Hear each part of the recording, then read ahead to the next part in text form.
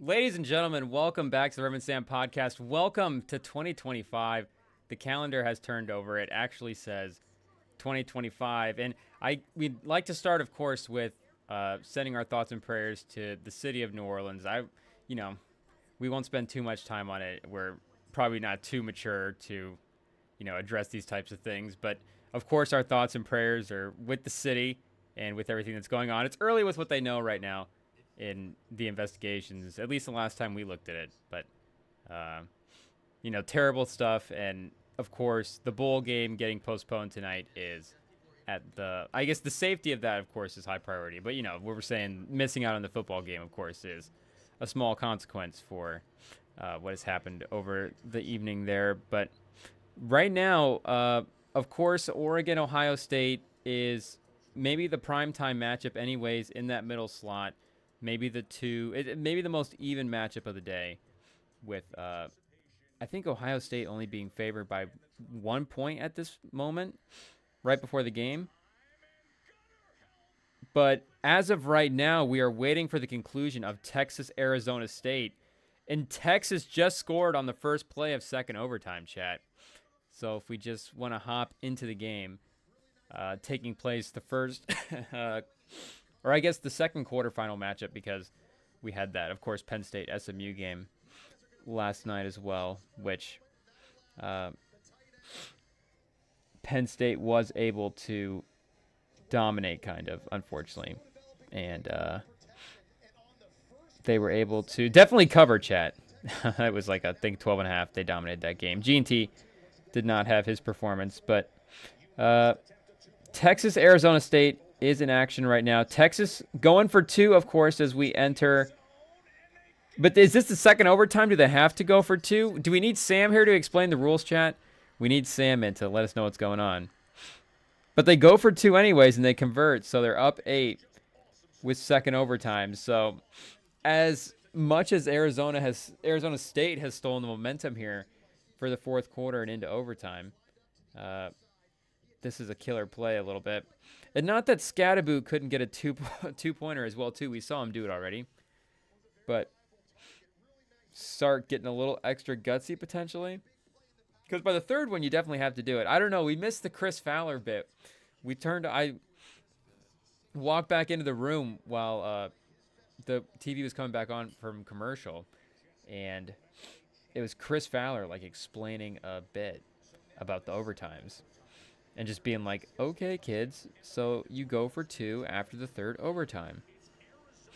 But Sark decides to turn the 2-point card early and just go for it right away. Maybe is that just the lack of faith in his kicker, chat? Of course, their kicker missing 2 field goals down the stretch is a big reason why we're in overtime right now. But speaking of G&T, not really having a day, who would have thought that the running back performance, the star player carried his team to the next round, the championship run guy is Cameron Scadaboo. Is that even his first name, chat? Is it Cameron? Scadaboo is definitely a newer face to us, for sure. C. Scadaboo. Okay. It's got to be close. I think, yeah, it is Cam Scadaboo. But of course, when I was looking up his stats from earlier in the game, of course, he starts tearing off these runs. And in the previous games as well, too, the conference championship runs and just the higher level matchups at the end of the year.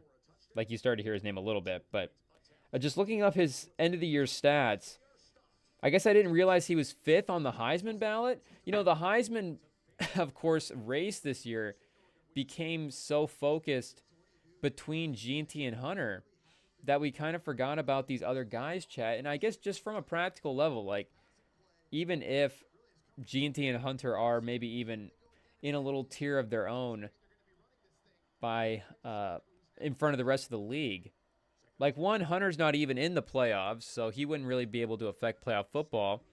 And we know G&T's team maybe around him is not necessarily the strongest either. And yeah, you have the quarterbacks right behind both of those guys, with Dylan Gabriel and Cam Ward getting a lot of buzz as well, too. Especially, of course, Cam Ward, with as terrific as he played through the years. So, I mean, that's just how you know. Scadaboo was just, this is like the real college guy, chat. I mean, this is like the March Madness type player right here, kind of ascending in the tournament and propelling his team again a little bit. And I get it's not quite March Madness, not quite the same because, it's the top 12 teams. It's a much more condensed field, of course, so it's going to be a much, better field. Oh, chat. And Levitt just threw a pick and ended the game. Texas goes on. Wow, chat. We didn't see what happened. I just saw the pick. Throw into the sideline. He just didn't get it out in front of the receiver enough, chat. Didn't get it over the defender. Tough, chat. And that's one of the few times it feels like that Levitt actually just dropped back and put his foot in the ground and made a pass on a 3rd and 8 from their own 10. And he's just looking to that left side of the field. Maybe that was definitely the problem, Chad, because that guy was pretty covered as well. That wasn't necessarily, we maybe put the all 22 on that. Was there a guy on the right? Was that number 7 kind of sneaking out there? I was able to back up the stream, but it's not letting me do it anymore. But shout out to the Texas Longhorns. Finally, we can move on to the Rose Bowl. Oregon, Ohio State. After Texas is finally able to end it. Because they should have ended it in the 4th quarter with like 10, 12 minutes to go. I forget exactly when this game turned, but of course, in terms of the minute mark. But for the score, it was that 24-8. And then it was Scadaboo making that pass, of course. Scadaboo, not only is he leading his team in rushing, he's a better passer than Levitt. They should have just had Scadaboo pass it there on 3rd and 8. I mean, the thing is, you have to get a touchdown on even on 3rd and 8. So, if you don't, you're not kicking a field goal there. So if you throw it short of the sticks, you're going to be maybe running it on 4th down anyways. Just run it 2 times. Can Scadaboo get 8 yards in 2 plays? Do you just have to continue to rely on Scadaboo as much as possible, chat? I mean, they ran it on a 3rd and 8, I think at midfield. I forget at what point in the game that was, but and I think that was in the second half when Scadaboo was really clicking, because in the first half they were doing a good job of containing him. A little bit, chat. Like, they were saying he was doing a good job, and they showed the numbers at one point. It was like, wait, Scadaboo's at like 4.5 yards a carry? I mean, that's still decent. Like, I get he's not Gene T, with those stats, but again, you're moving the sticks if you're getting 4.5 yards every time Scadaboo's putting it on the ground. But they were running it on 3rd and long with Scadaboo earlier in the game as well. So for them to run it on 3rd and 8 there and just go, hey, we have 2 shots to run it in because we need a touchdown and we can get we can get the first down without getting the end zone. So we can just keep relying on Scadaboo as well too if we need to there. And Levitt, I think, played pretty well in this game. That was, for some reason, they don't have the pick logged in the game log, chat. Let's refresh quick and see. They also don't have Ohio State scheduled as starting yet either. ESPN. Let's get an update here. Okay, so yeah, they still won't put the interception on for Levitt. And I guess, 50%, like, we're not saying that Levitt was playing like a first-round pick today, but he made some big throws down the field. He's aggressive. He extends plays. And Quinn Ewers as well, too. I mean, he had 10 incompletions. And if you just look at, I guess Levitt's average is 5 yards. But Levitt did have some big down-the-field completions on some 3rd downs and some big moments. So a lot of Scadaboo. And, 14 carries for Levitt as well, too, like we're saying. So, shout out, man.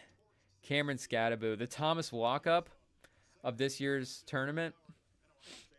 Again, chat, we need to come up with a name for the December, like whatever March Madness. Like, we need to find that title for the college football playoff time. And maybe it would help if they just had all the games in January, because that would be the month. You couldn't do it all in December.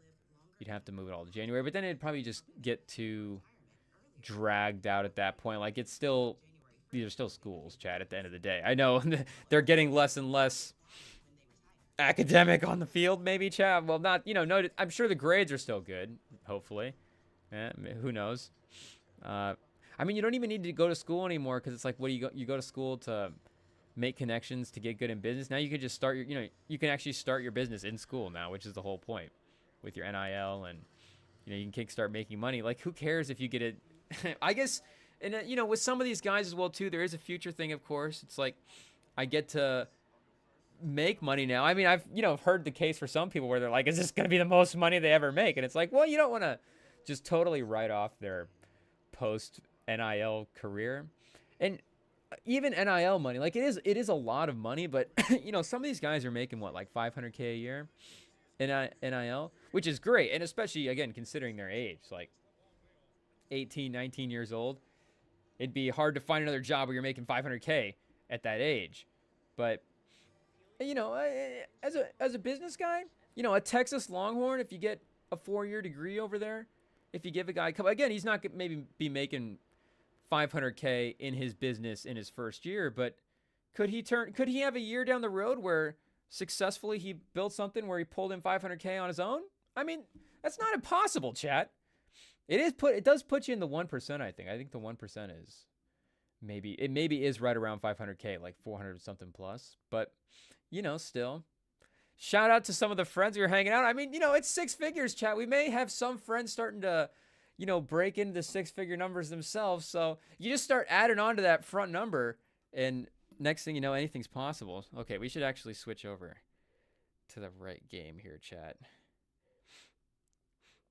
Ohio State versus Oregon. In Ohio State, I was a little surprised to see that they actually were even slightly favored on the money line. It was only -1, so I guess essentially a pick 'em, which is maybe even more the right way to do it too, because I think this is a pretty tough matchup. I think it is a real thing as well too. A team like Oregon, them having to go undefeated for potentially longer in the season compared to what you would have to have done in the past. Like, in terms of, length of season wise, maybe even 2 years ago, this would have been, national championship type game, like 14 or whatever. But now, you're going to have to maybe win 15, 16 games in a row, chat. If you're an undefeated team that's doing that. Oh, what did we just tap into? The field pass with Pat McAfee? Whoa, chat. Alternate broadcast inception? I like it. I say we do it. Pause. We'll watch the our alternate broadcast. We'll be watching the Pat McAfee alternate broadcast. Can we just get a Manning cast? How is there no Manning cast for Lions Niners? They better be doing a playoff Manning cast. I didn't realize I'd watched my last one for the season already. Walker Howard, is that Smith, chat? In the zone? You're going to play a little zone on Smith and just let him find the openings? I don't know, chat. And I know that Oregon does have one corner that I was looking on Tankathon that was in the mix. And shout out to Tankathon. I think they might be listening to the pod. It would be an honor if they did, because we are huge, huge fans. Tankathon, call in if you're in the chat. But it just seems like they're making upgrades with just everything that we need for this. And maybe it's just, how great this site is, that they're just so locked in with their user base on what they need that they're just able to make all these upgrades. But they've made... Yeah, they have this new head-to-head view. Pause. Where you can just pick out the schools that are playing in a game. So if we go Ohio State, Oregon here. And chat, then they have it broken down by offense, defense. And look at this. When it's both sides in the field, I mean, chat, shout out Tankathon. Guys, just go log into Tankathon. I guess that would be the best way to do it, right? Just go check Tankathon and run a sim lottery maybe for your favorite NBA team. If you just happen to be like a Charlotte Hornets fan or something. Or I guess maybe a team that doesn't want to sim a lottery and risk their team losing like an unprotected pick or something. But yeah, for the Oregon defense, Jabbar Muhammad, they had him in the top 200 for prospects as well. So I don't know if he's a guy that you could just go, could he take Smith out one-on-one? But again, they have Mbuka. And Oregon has the better Uyunglele. Should DJ Uyunglele have played defense, chat? I mean, it was looking like it the last couple of years. Shout out. DJ will always be a fan. Even if you just logged out after you heard that comment, and you won't hear us praising you afterwards. But I mean, maybe if you've logged in the past, you know that we have been team DJ Uyunglele. And if I was running a CFL team right now, if I was running an XFL team, make no mistake, I would be making a call to the one and only DJ Uyunglele, chat. It's what I would be doing. Now, I don't know how far down the board he's fallen. If maybe the scouts would say something different. Should we see if he's actually playing somewhere right then? Oh, shout out DJU. It just pops right up. For Florida State? Wait, so he's just still playing in college? Shout out DJ Uyunglele. Wow. I didn't even realize he was still at Florida State. So that's how far. So, well, I guess is he? Because he got benched, right? Yikes. What happened, chat? It's only been 4 years. 5? Okay. Yeah, he played 5 games at Florida State this year. He may have gotten hurt. But you see the completion percentage has dropped each of the last 3 years. Touchdown percentage. Touchdown percentage went up a little bit last year at Oregon State, but interception percentage went up as well too. So maybe that's just the usage. Went up a little bit. But Brock Glenn, and they went to Luke Kromenhoek. He also threw 84 passes on the year. So it's not like they replaced him with just an automatic guy. That's good. And look at that. DJ still had the #1 rating, technically, of the 3 guys. Lowest touchdown percentage, though. Still a better completion percentage than Brock Glenn. They just couldn't go back to DJ. So, yeah, I don't remember exactly. Once it started going south for DJ, we didn't want to, like, start logging in and then see, oh, DJ quits on the team. Oh, DJ, there's a quote here, there's a quote there. So that's probably exactly what happened. But we'll give him the benefit of the doubt and say that he is a happy guy. It said he declared for the 2025 NFL draft, so I don't think he was on Tankathon's top 200, unfortunately. But I don't know. The Colts, do they need a new Anthony Richardson? DJ Uyunglele? 7th rounder? Not even a 7th rounder, Chad. He's like the 7th call that we make when we're signing undrafted free agents, probably. But DJ's just taking it on the chin right now. Pause. For just no reason. Only because his brother is, having a productive season over at Oregon. And they are potentially staring down a national title this year. But is this game in itself, chat, kind of the national title? And that was an important thing, I think, that happened with that Arizona State game. I think just at least being close anyways, is there was a moment in that 4th quarter where I was really thinking, like, oh, you know what? Maybe there is only actually 4 teams that can win the national title every year. Like, Texas is not even really playing that well, but you can just tell their defense and the way that they're able to dominate in the trenches and control the game. And, again, like, Scadaboo was still, like, playing kind of decent at that point. There were some moments where you're like, yeah, maybe Arizona State could be in this game, but it's 2 scores. If Texas, they could put this away, it would be just another dominant performance. Penn State beats up on SMU. And then, shout out to the Sugar Bowl. Shout out to the city of New Orleans, definitely. But, with Georgia having their quarterback down and just Notre Dame being Notre Dame, but, Riley Leonard and that team, like, are they in a tier kind of their own as well? And maybe Penn State is able to, maybe that whole group is kind of just in a different vibe. But it's like, okay, maybe there is actually like 4 teams at the end of the year that 4.5, that are going to be in the mix to realistically win the national title. And, the 12-team playoff is nice that these other teams have a chance. And maybe in future years, whatever, somebody gets feisty and whatever. But, it's like, okay, really there's 4 teams. But that's kind of not what happened, Chad. Again, Arizona State turned that around. You could have said that, in overtime, maybe they should have won this game. But, they were right in there, Chad. 2 overtimes.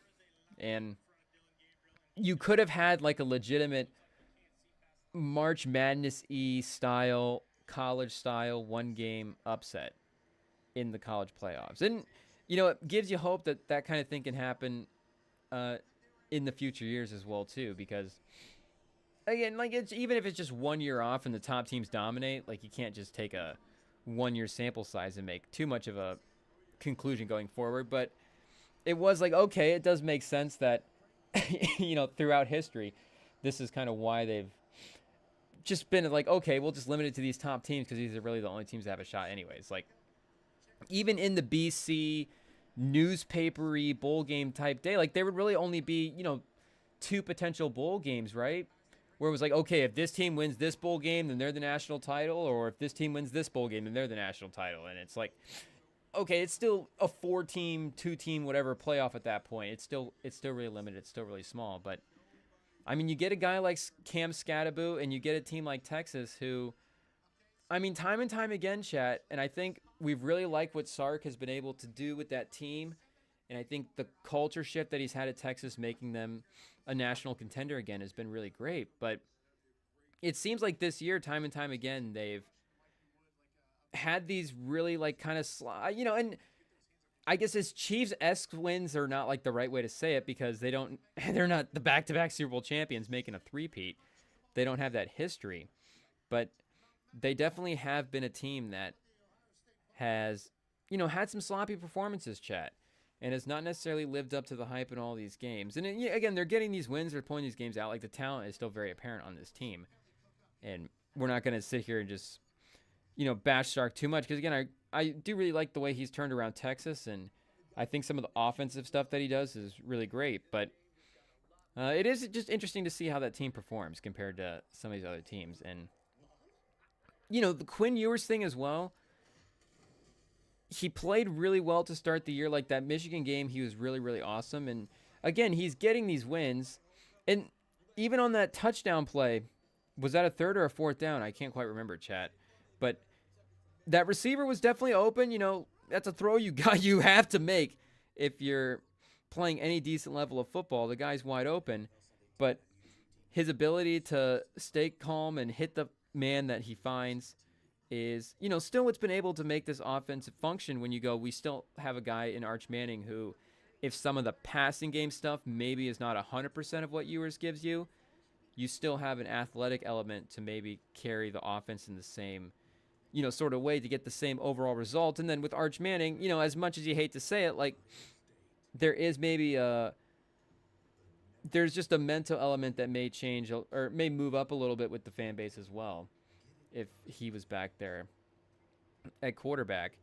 But it is interesting to see, chat, like how close they would actually be to bringing in Arch Manning in a situation. Because again, like Ewers is still, I think, I still don't know if you can actually necessarily point to Ewers in certain situations. Is he a little Baker Mayfield-y, chat? Not necessarily the college. I think college Baker is, one of the elite quarterbacks we've seen of the 21st century, chat. Of the 2020s, of the 2000s century.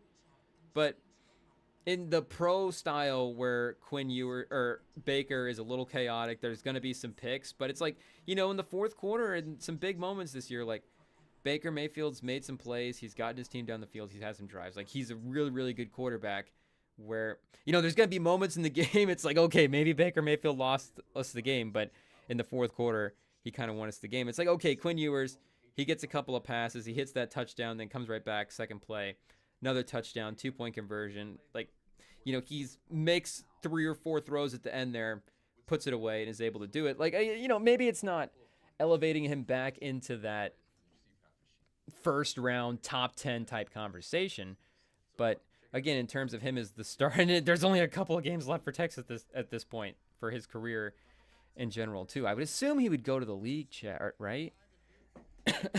Because it seems like Texas is ready for Arch Manning to be the starter next year. Because, I mean, what would if Quinn Ewers won the national title? Would he return to Texas at that point too?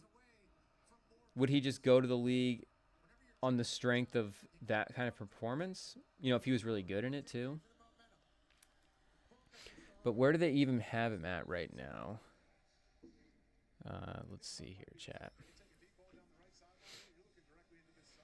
We'll find him on the big board and then see where they have him mocked to. I wonder if he's jumped over Milroe at this point as the number 3 quarterback. Nope, Milroe's still over him by quite a bit on the big board, actually. 15 spots. Oh, they have Ewers 49th on the big board, 39th in the mock to Vegas, though. Wow, Aiden O'Connell 2.0. That would be an interesting fit. Quinn Ewers to Brock Bowers. Man, sorry, Brock Bowers, if that is what ultimately ends up happening. But at least Arch Manning is on the future for somebody. Where do they have Milroe mocked to? Let's see. Carson Beck to 78. Milroe 35 to the Giants. Okay, chat. Oh, and Ohio State scores again. Oh, this is what we were worried about. Dan Lanning, he's got a little pep in his step now. He's locked in walking down the sidelines, but this is not good, chat.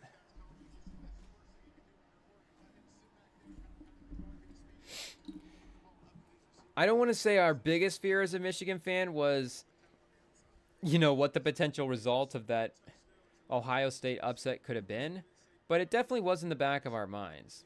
Because, again, with the 12th, if it was a 14 playoff, chat, I mean, that would have been crazy because they actually probably would have knocked him out of the playoffs. Penn State would have gotten in as, you know, the Big Ten champion. But because of the 12-team playoff, it doesn't necessarily change their opportunity to win a national title. And you know that they're going to have extra motivation, especially Ryan Day as well, too. Like, there's just, the man's going to be coaching extra hard. Make no mistake, chat. Pause. The man is going to be extra locked in. The game plan might just be a little extra tight because the seat's warming up, chat. Ryan Day, he's not just sitting comfortable anymore with his feet kicked up. He's, you know, maybe got a little back sweat going. He's like, wait a second, I didn't realize this car had heated seats. What's going on? Somebody just flipped that on from the passenger seat. Now all of a sudden, you know, the crack sweat, chat, from Ryan Day. Make no mistake, it was there after that Michigan performance. After a couple of losses to Michigan, make no mistake, the seat was heating up for Ryan Day. But, you know, if they're taking down Oregon, chat, in a dominant performance, oh, man. Because like we were saying, I think these two teams were probably still the top 2 teams in the country. I know that's a bit, you know, a little bit of a letdown for sure if you're the Buckeyes, but that is the biggest rivalry in college football. I think the Michigan defense even proved against Alabama that they're no joke, chat. That's not a defense that if your offense is going to have a bad day against, like, that's not necessarily a big discredit to your offense. And you know, Warren figured some stuff out. They made some plays at the end. He was good in that first half against Bama. Like, the man made a couple of passes. The run game was good. Like, we get it. There's a recipe there that Sharon Moore is able to implement with this style of team to be able to compete against some of these higher level teams that maybe you wouldn't think over the course of the season that Michigan would be able to hang with. And Oregon busting out the jet sweeps, busting out the trick plays, chat, and they're not running them to the success that Arizona State did. I mean, you have to give, what's the coach's name, chat? Dillingham? Are we just thinking of Rob Dillingham because the Spurs traded him? But I think, what is it, Ken Dillingham? Something like that? Dillinger? I mean, it was kind of a mob hit on Texas almost, the way he was performing today. Do we just call him Luigi? But but he was really, I mean, he had the fake punt in the first half, which was really successful and unfortunately didn't lead to anything in terms of scoring. But at least kept the drive alive. At least, I think maybe kept some momentum alive as well too for Arizona State. Was one of those moments where like, okay, Texas is just giving up some plays. And again, they had the Scattaboo touchdown on the pass. Like, he was really timely with when he called the certain trick plays. And Texas not being super locked in and giving him up as well too was, like we're saying, just a little head scratching from a Sark team. But they did get the win, so they will play the winner of this game, chat. I mean, this is a crazy side of the bracket. These teams are all going to beat up on each other. Penn State, man. Is Penn State just going to find themselves in a national title game? I mean, that's crazy. I mean, like we're saying, maybe there is a situation where there's not as much chaos with a 12-team playoff, and you just go, oh, yeah, it's the dominant teams win. But you get a team like Penn State where is their path a little easier than the other side of the bracket, and all of a sudden they've walked into a championship game, and they're playing with a little more energy because they didn't have quite as tough of opponents. Now, all of a sudden, maybe their road is a little different in a Final Four. In a Final Four, chat, it's like they're playing Texas right away. They're playing, I guess maybe they don't have to play Ohio State because they get knocked out. But they're matching up against Oregon. Oh, off the helmet of the Oregon receiver. Not able to bring in the catch off the rebound. But, wow, chat. Almost a crazy touchdown for the Oregon Ducks. One-on-one down the sideline. Great coverage by the corner because, running stride for stride. I guess, B plus coverage. He wasn't totally able to locate the ball, but he's in the space of the defender and still making a play to break up the pass without making too much contact on the interference. And the run game is just totally nothing right now, chat, for Oregon. What is their running? At least the last couple of run plays. Yeah, James is 3 carries for 8 yards. And he's running with a little patience as well. Maybe he needs to just get downhill a little more. But no, he went to cut back up there, chat, and the Ohio State defense just swarmed him. And when did these teams match up? This was early in the season, right? If I'm not mistaken. Or was this maybe week 6? But I want to say this was like week 2 that these teams played. So I don't want to say that these teams are necessarily... Oh, no, yeah. Okay, oh, it was week 6. Okay, yeah, it was a little bit into the season there. I guess, yeah, because chat, I cannot... It just does not stick in my mind that Oregon is a Big Ten team. I don't know. To me, that's just like...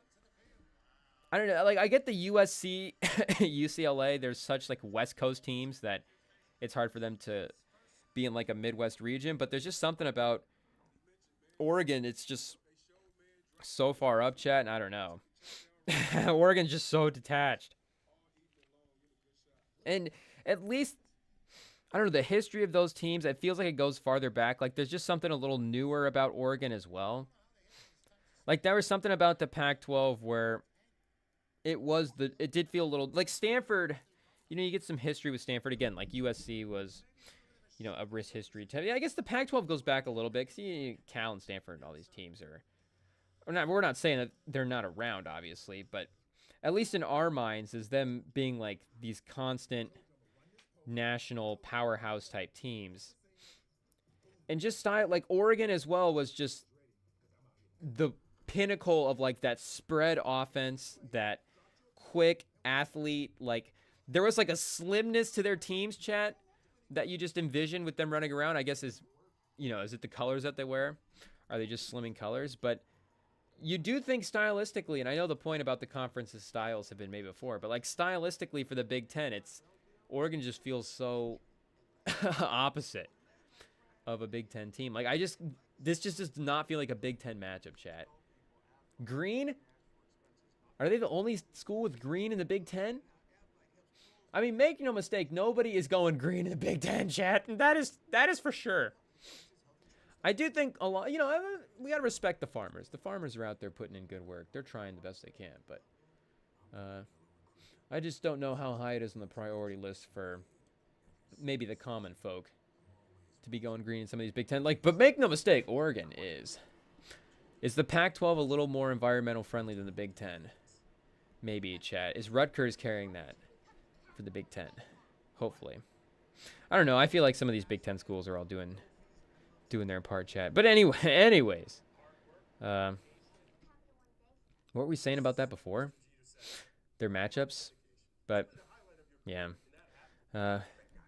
Anyways, yeah, there is no Sugar Bowl as well tonight, too. I don't know if we mentioned that already. I'm sure everybody knows. So, no Notre Dame, Georgia, as of right now, is scheduled till tomorrow, if it's able to proceed at that time as well. But 14-0. Is this where we grab the value on Ohio State? Do they have the live line? They don't have the live line. Let me see if I can pull it up, chat. Has it moved into that Penn State, Boise State 12.5 territory? Maybe we just start taking them to cover. Yeah, the spread is 13.5 right now. They're plus 333 on the money line. I think, again, Ohio State is maybe maybe the most motivated team. I don't know. You think Texas would be kind of motivated as well, too. But, again, they just don't seem like look at Ohio State right now, chat. They're up for it. And they were dominant in their first playoff performance against Tennessee, which is a good team as well. And they handled them no problem. And this is the #1 team in the nation. Due for a bad performance? Oregon, make no mistake, have they had a bad performance in January before? It would not be the first time. I feel like the Silver Helmets, do we need to do a history check on what uniforms they've worn when they've lost the games? Of course, the big Oregon win that we always think about college football playoff-wise was when they destroyed Florida State. But I don't know if they won the title that year. When was the last time Oregon actually won the national title, chat? They lost to Auburn and Cam Newton, but that was in BCS one game off national championship type scenario. Their last national championship was... Am I dumb, chat? Do they not have it listed there? Let's see. Yeah, they lost in 14, so that would have been the year that I think they destroyed Jameis. Let's see.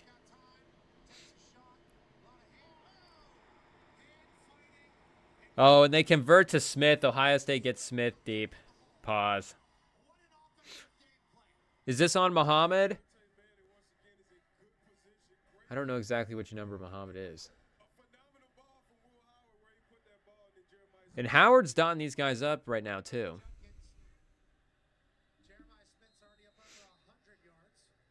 Oh, wow. McAfee just said, Smith's over 100 yards. We're in the first quarter. He's 4 for 118 and a tutty right now, chat. 4 for 118. And what was it? Geno Smith said he's going to be the best wide receiver of all time. I know he's his cousin, so maybe there's a little... Is there some bias in that statement? But you watch Smith and... You know, you look at his measurables as well, too. I was listening to somebody on Rosillo. I forget who it was. Maybe it was Feldman. Or who's the other guy that I'm thinking of? Not Breer. It had to have been Feldman. Feldman's the guy that's always talking about guys' bodies anyways, so he'll be our #1 guess. But he was talking about Jeremiah Smith's measurables, and is he a little A.J. Brown, chat? I know people are going to be like, Smith's better than A.J. Brown. It's like, wait a second. A.J. Brown might actually be the best receiver in the league. And not that Jeremiah Smith, of course, he's going to be the greatest receiver of all time. But A.J. Brown is a good template for that. If A.J. Brown was playing with Pat Mahomes, like, that is honestly a good metric, chat. Like, we should think about that more. And not that I don't think it doesn't get thought of. Oh, yeah, chat. I forgot why we had this Oregon page pulled up. The Florida State game that year, 59-20. They won the Rose Bowl and then lost 42-20 to Ohio State and Ezekiel Elliott that year as they were on a mission. So I don't know, chat. Are we going to get a little glimpse of 2014? 10 years later, chat? Same result. You know, Michigan 1 year later versus Alabama in their bowl game, they get revenge. 10 years later, Oregon in their bowl game. I guess Michigan didn't get revenge. They just kept their belt. So Ohio State keeps their belt in the 10-year rematch in the playoffs. And this would have been the first year of the playoffs as well, too. But if we're just talking like those, like who is in the conversation for the best receiver in the league, like, and not to, you know, start being like, well, what is the difference between A.J. Brown and Jamar Chase if they're with Mahomes? Like we get, you know, maybe Mahomes' greatness, you know, you only need, Jesus, Chad, that was a gross cough. That was spit everywhere. Pause. Do we need to mask up, chat? Fortunately, IT is in the booth behind some glass right now, so they are protected. But, you know, it's like, okay, Mahomes clearly only needs a certain level of receiver to actually accomplish what he needs to accomplish. Like, yeah, he can win the Super Bowl with Juju Smith-Schuster. So if he has A.J. Brown, it's not like he doesn't need Jamar Chase. Like, you know, he's got what he needs with A.J. Brown. But, you know, if A.J. Brown was with a guy like Mahomes, if he was in Jamar Chase's scenario, and Hurts is really good too, but Hurts has been in and out with some injury over the course of his career, and I mean, so has A.J. Brown. And that's like, you know, Jefferson, one of the credits of Jefferson is he's able to continue to put up these stats kind of regardless of who is at quarterback. But now that you see even with them bringing in Addison this year, there's a little bit more balance that they're able to kind of achieve as well. And I guess maybe not so much earlier in the season with Addison kind of complaining about his usage. But it did seem like they figured out a little bit more down the stretch. I mean, he finished with 875 and 9 touchdowns. So, you know, 8 less catches, 15 less targets, chat? 20, 30 less yards. Like, you know, he's definitely a little less from the year before. And even just being, like, in the same range the year before. As a year 2 guy hoping to get better, you'd hope that your production would kind of match that with some usage, whatever, as well.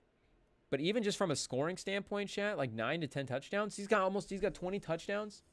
He's a rushing touchdown this year as well. So, yeah, 10 total touchdowns. So, 20 touchdowns through 10 years. I mean, that's pretty crazy. Double-digit touchdowns back-to-back years. It's a good start, chat. Especially for the receivers. I feel like rookie running backs, and, you know, running backs just in general because of the way that the career arcs for them look. Like, they can get the touchdowns earlier in their careers. They have to. But for Addison to bust out like that, pause, Jefferson would be, you know, the ultimate example of that. Jones had 1,400 scrimmage yards this year, chat. Wow. He almost matched Jefferson's production. I didn't even realize that. I know he was kind of a baller for some people's fantasy leagues, but yeah, 1,407. Does it have the fantasy rankings over here? Let's see. I know it would have it on Aaron Jones's player page, but let's see where they had him ranked. Was he a top 10 running back this year in fantasy? At 30 years old? We had a couple of 30-year-olds with Derrick Henry up there. Aaron Jones. Oh, I think we overshot it. Yeah, fantasy. Okay, he was 16 this year, 16th running back. I don't know if that's PPR. I think that might be just straight up points. So if we were counting in the reception points as well, too, I'm sure he's a little bit higher than that. But where was Addison at then again for total yards? So he was probably, yeah, in that 800-yard range next. So really it was, yeah, Aaron Jones that took away from Addison more so than it was Jefferson. It was actually just the Vikings having a productive run game this year. compared to. Who did they have last year, chat? Was it Mattinson? I know the guy that they had was like, we got to keep an eye on this guy because he might get a lot of run. But it did not work out. Oh, 3rd and 5. Ohio State doesn't get it. Ooh, Howard with the little risky throw.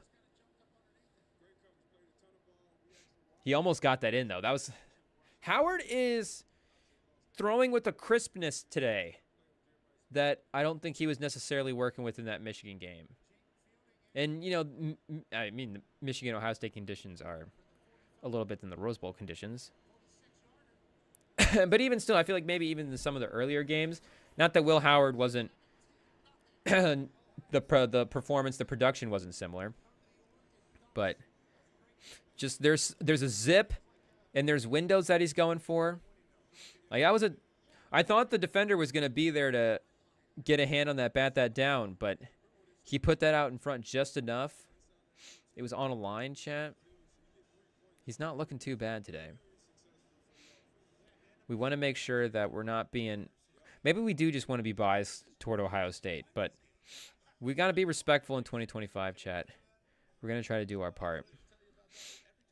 Even though, were we off to a rough start last night, chat? We did the best we could to be gentlemen, but you know how it goes. As the night goes, it just continues to spiral. Somebody was telling me, you know, like before you head out, it's like, oh, behave yourself, you know, don't get into any trouble. And it's like, oh, I don't know if I can promise you anything, but you know, I thought it was going to be a good night just with the boys, just chilling, just nothing really crazy going to go down. And then 20 minutes into the night, chat, we're sticking Zins into chicks' mouths. And it's like, where is this going? There's tension between, I guess there's boyfriends. I don't even know, chat, but do we have to get out of there? But all went well. All went well. Fun night. Love spending time with the boys any chance we get. So shout out. Good crew. I think we had about the full crew in there. Yeah, there's a couple, I think, in the college. You know, they're still catching up scene. But for the current adult scene, chat, shout out. I think we had a pretty good little crew. Ran into some people. Got just a fun New Year's night that we were, you know, and that we were blessed to have, chat. You can't take a night like that for granted, especially today. But man, who was that? Just, it seemed like James even had a run right there. Can we back this up? I mean, he's running with effort there. He's a little indecisive, but that linebacker is there to just completely blow that play up. 2nd and 7. Was that Downs? I thought Downs was 2. Okay, chat. We're only about a couple. I don't know. Is 2025 the year of glasses on the stream? We don't need glasses. It's just, maybe it's the year of bigger screens on the stream. We'll lock in. We've got upgrades getting installed this week. Stay tuned, chat. The Rem and Sam pod. It's going to continue to grow. Pause. But in a good way. I guess, you know, a lot of growth. Most growth is in a good way. But hopefully the good growth continues for the Rem and Sam pod. And the upgrades will be happening. Things will be running more smoothly. And then I think, you know, it's one of those things. You get upgrades and you go, okay, once this is installed, I think you can build on this. Because it's like, yeah, it gives the immediate impact, and then it also can lay the foundation for, you know, a couple more steps going forward in this direction. It's like, oh, this is potentially just a great overall addition. So stay tuned, chat, like I'm saying. Things are going to be fun. We're going to be having a good time. But not today. Today is just a bummer with Ohio State up 17-0. Oregon has no match. And Gabriel's a Heisman Trophy candidate. Should James have been the one in the mix? Not that James is performing, but I mean, if he's not running right now, the offense is not moving. But Gabriel's the one getting the credit in the Heisman voting, and Gabriel's had a career at this point. He's been around. He's a well-established, well-established college quarterback. Well-respected on many campuses. Once again on second down, and they're not really doing Gabriel any favors either. Like, the run game is clearly not working at this point, and Dan Lanning is not really doing anything to loosen it up. He's kind of just committed to, and it's not overpowering because, they're out of the gun. They're trying to spread. He's trying to still work the run game in their style, but they're not really, I don't know, where's the motion, chat? Where's the misdirection? Where's even the short passes on first and second down to not put Dylan Gabriel in a 3rd and long every time? It's 3rd and 8, ball out fast. Maybe they go for it on 4th down here, but it's short of the sticks, chat. Again, a quick throw with some pressure. And if we were to go back at Tankathon and New Year's Eve is kicking in, chat, the voice is leaving. We weren't even doing that much yelling. We weren't even at that, like, like a club or anything like that, chat. Make no mistake, in this town, there's no, like, club type things. Which actually reminds me, chat, not that I was looking for a club environment last night, but I do have a bone to pick with the city that we live in. That it could be this far behind the times. Like, there's some trendy stuff where you're like, okay, I get maybe super high-end trends. It's going to take a while to trickle down here. But it's like, what trends do we really need to kind of trickle into the Midwest? What sort of big popular culture movements do we need to make sure that are filtering through here? But, I mean, how are these places not playing Kendrick Lamar songs out on New Year's Eve 2024? And I'm not, the Kendrick Lamar discography has enough hits in it already that a place that is playing the right kind of music should have that in the rotation anyways. But a lot of the good places that we went to, which, again, like, we know what to expect. We know that, we know that this is not necessarily like you're going DJ spinning type thing and, everybody's dancing, but there's still going to be an energy to the place where, people might want to be screaming mustard at midnight. Like, I might want to see TV off at midnight. Like, where is like that? We did not hear, chat, one Kendrick Lamar song out the entire night, if I recall. Because make no mistake, I was listening. I wanted to hear like that one last time in 2024. Not like us. I just wanted one place to actually do it. Some place to actually fire it, not like us. And just be out somewhere. Because that's like we're saying. I guess we're going to have to actually track down the club. It's probably too late at this point to track down a club and try to find somewhere and be out when Not Like Us is playing. Because it's not even, the moment's not the same anymore. We should have gone out over the summer to that type of place. We should have made the drive somewhere, chat. Just different city or something. Really put in the effort. But, even, again, a New Year's, it's the energy. We know what the energy of these type of nights is. Like, it still, I think, fits the environment for these type of places, even if you're not going for a full dance type vibe. But we did end up going to one place, shout out, that ended up playing really, really good music. It was ran through 3 or 4 SZA songs in a row, and it was like a J. Cole song, and I was like, oh, okay. This is not the music that I would have expected to. It was, like a little more like the R&B party, chat. I mean, you can tell, you probably know what kind of place we ended up. We had to make the move at some point and actually have a good time. We should have made the move there way sooner. And I think if we ever, again, have a gentleman's night, just a casual night out in the town, then that's going to have to be a priority spot as well to get back to. But the music scene in this town is lacking big time, chat. The music culture, the popular music, and even just, the hits in general as well. The radio hits that are played, I think, were really lacking in this city. I don't know how we can become the, governor of music for Iowa. But I really think we should. I really hope that, and we're not saying we want the full responsibility. Maybe we'll take the full Rem and Sam team. Me, Sam, IT, the extended Rem and Sam universe. We'll bring a whole conglomerate together to consult and make sure that we're curating the best possible things, because we want a wide variety of taste as well too. Like I know that at the end of the day, my music taste is limited to a certain thing. I can appreciate good music from most genres. I mean, we can all appreciate a good country song. Okay. The one song that they did play, actually, now that I think about it, now that I say that, the one's like modern 2024 song that I think got played was Shabuzi. Or maybe that's just how out I am on the radio at this point. But now that I think about it as well, too, chat, there was no like Billie Eilish. I don't remember hearing any Charlie XCX, but I haven't gone through Brad enough to be like, I guess if 360 came on or maybe one of the bigger hits. But, if this one place is playing SZA deep cuts, if they're throwing on a Charlie XCX or a Billie Eilish or diving into that side of the radio as well, then,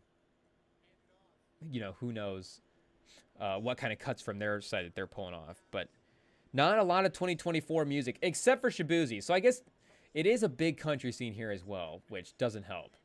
Make no mistake, the Midwest and the farms, they love their Zach Bryan, Luke Bryan, Jake Bryan. I don't even, who are the guys, chat? Combs, Bryan, Jelly Roll. Jelly Roll is the one guy that we know. Jelly Roll and Shabuzi, chat. Shout out. That's our first team all country stars right now for people that we know.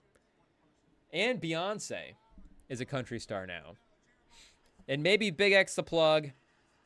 Oh, Ohio State scores again. It's 24-0.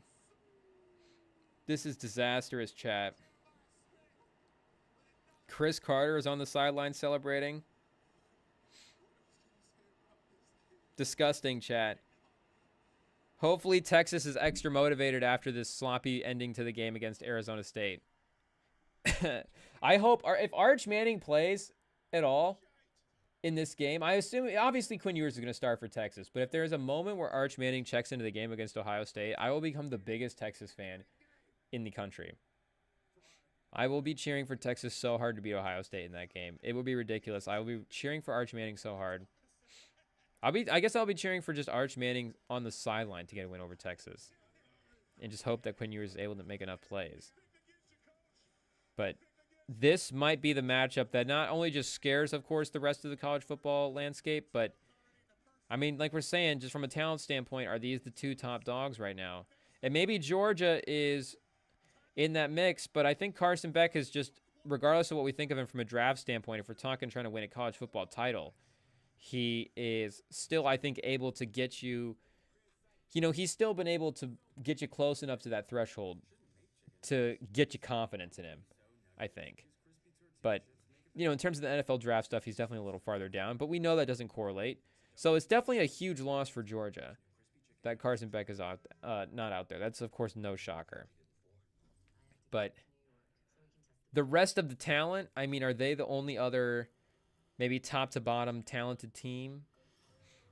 I guess we got to put respect on Penn State's name as well, too. But we're saying Texas is, of course, in that mix already with the top dogs.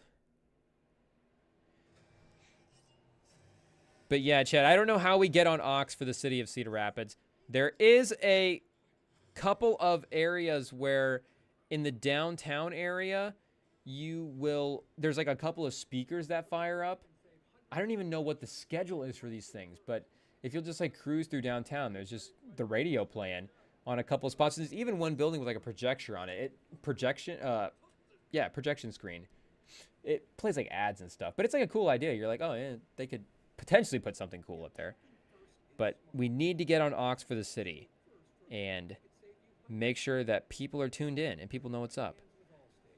But I think country is not just like around us. I think our guy Big X, the plug, is delving into country as well too. We were hearing last night, the rumors amongst the table in the conversation was that our guy Big X is working on a country album, which does make some sense. Like, make no mistake, the country influence is definitely heard. There's a countryness, a westernness, you could say, to his sound, especially this last album. And we also heard that he was working on some kind of southern rap sort of thing. I don't remember if they had mentioned some collaborators with that. But those are the rumors, Chad. I'm almost afraid to look them up just because even if they're not true. Like, I don't know. I would want Big X to do the country album just to get the popularity from it. because if he's working with some big country stars and maybe able to get on country radio as well too, because I mean, country radio is a little bit of a cheat. I don't know if that's the right way to say it, but you know, you get like a, you know, like shout out Beyonce. I guess that's not what she's doing.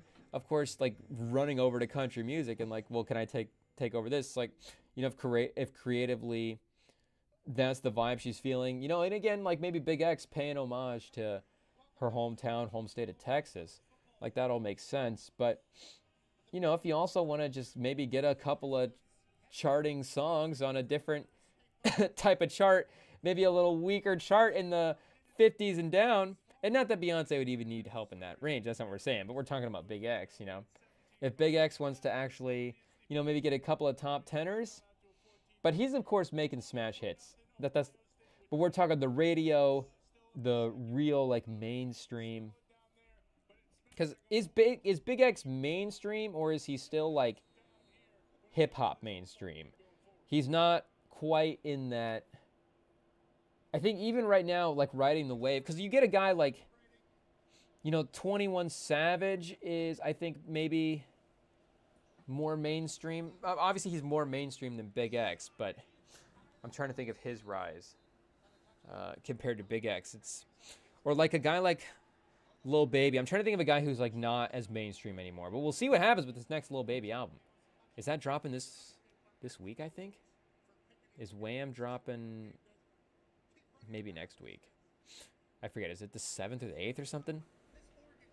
But, you know, like peak Lil Baby, where everybody's listening to Lil Baby. It feels like, you know, he's doing Drake collabs as well, too. So it's part of just Drake being on the radio. But I think Big X is still, like, one step. Like, Don Toliver, like, he needs to get up into that Don Toliver kind of tier.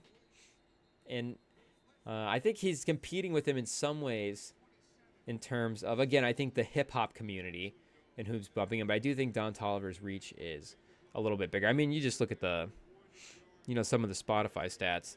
And the running back for Oregon is now going back to the locker room.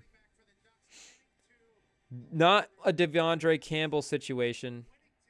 It looks like maybe an injury.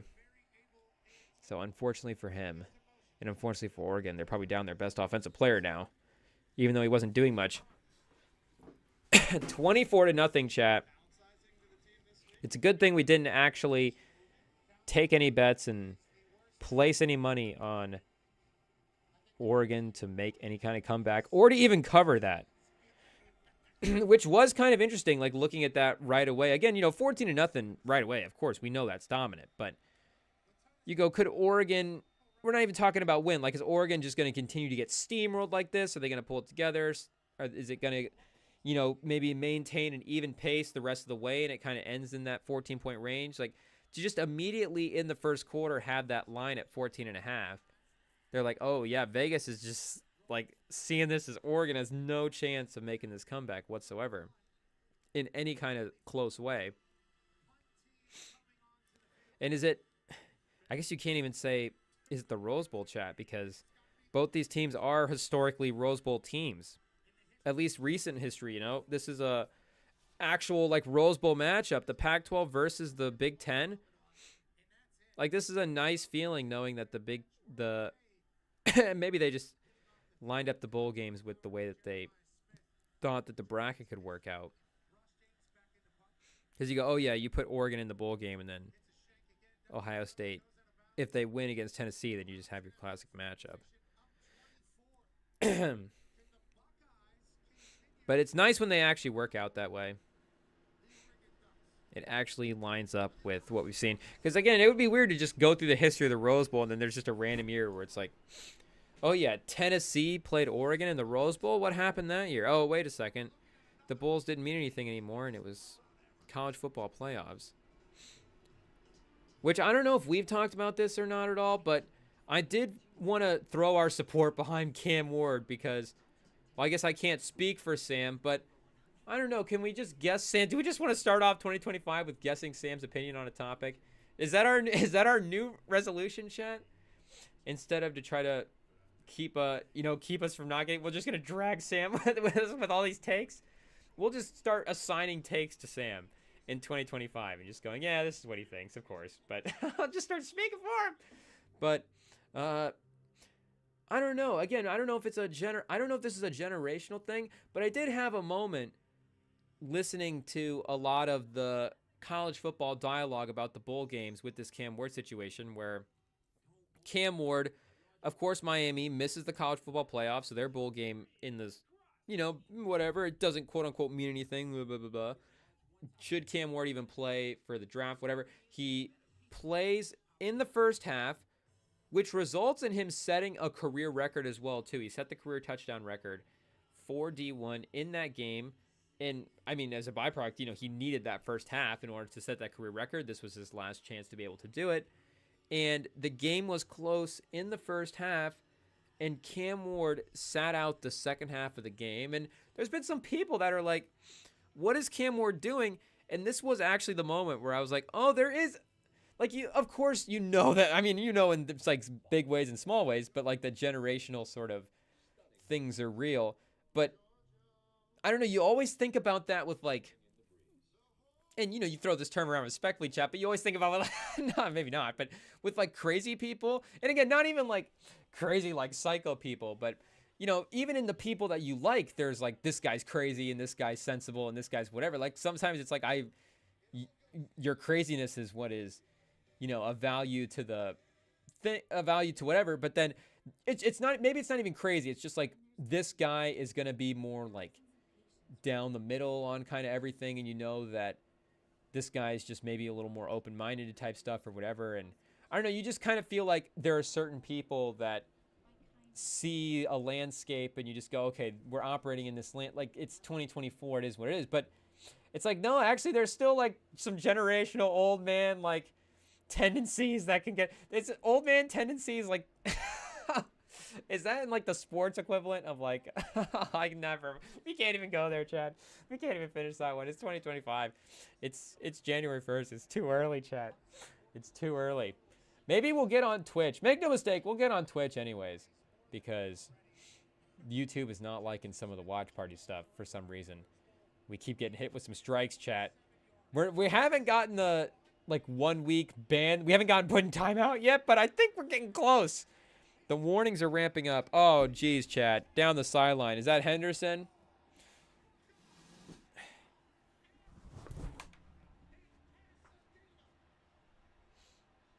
What is going on, chat? Oregon was supposed to be the #1 team.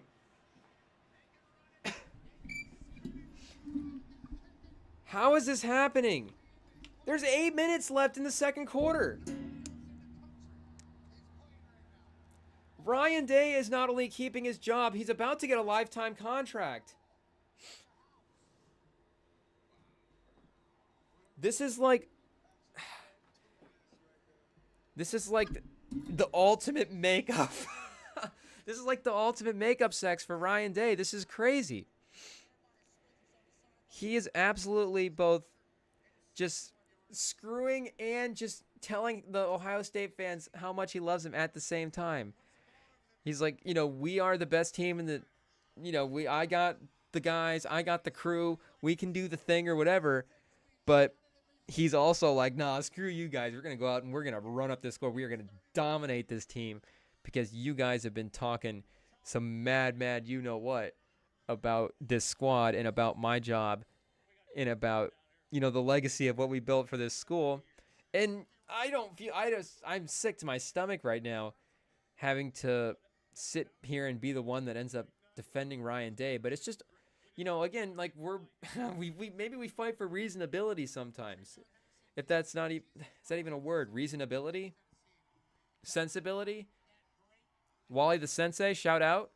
I think we're going to watch the pop out a little bit later. I know we're going to watch the pop out because we started watching it before the games today.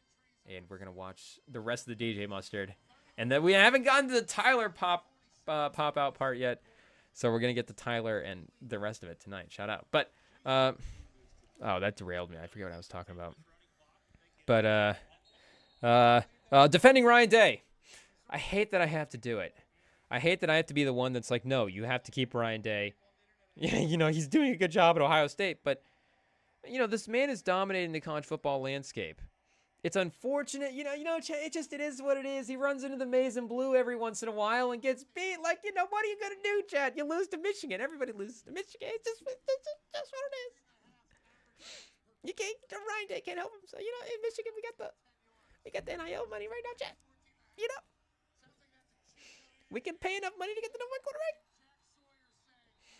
But Ryan Day, chat, got this team livid. I mean, the Ohio State talent came to play. And again, going back to the draft boards, like, just for this year alone, Ohio State is kind of the stacked team. And I know, like, Arch Manning is a perfect example. I guess, who's a better example? Is G&T a good? G&T's a sophomore, right? Where, you have top college football talent that's not draft eligible, but there's a seniority thing, like there's an experience thing that you have to have, of course, to be draft eligible. So if your team is stacked with draft talent, of course, your team is stacked with more experienced guys. As well, too. So, I mean, we knew this team was geared up. The Jack Sawyer JTT combo causing mayhem right now. Was that Sawyer? Yeah. Gabriel. Fortunate that was not picked off. Oh, McAfee just said JJ. He called Sawyer JJ and TJ Watt. Now I was about to say Crosby. Say Crosby. He's got the arm sleeve tattoo. Is that honestly the most? Is that just the baddest, thing about JJ? And is that the toughest thing about JJ and TJ Watt is they have no tattoos? They're just completely whited out, chat. Because, Max Crosby, I mean, you kind of have to be a tough guy to get what Max Crosby's rocking. Like, I don't know what other professions, Max Crosby could be in. What other legal profession? No, chat, it's 2025 now, chat. Shout out to Rosillo and Life Advice. You can have tattoos and be a lawyer potentially. Max Crosby could be, part of Crosby and Wiz Khalifa and Lil Peep. Like, they could just start a law firm and go to court together in 2025 now with the way that, the U.S. is, the way that society is kind of looking on dress standards and appearance in terms of, professional development. And we're not talking about, appearance in terms of like some obvious stuff, chat, that you should be looking at.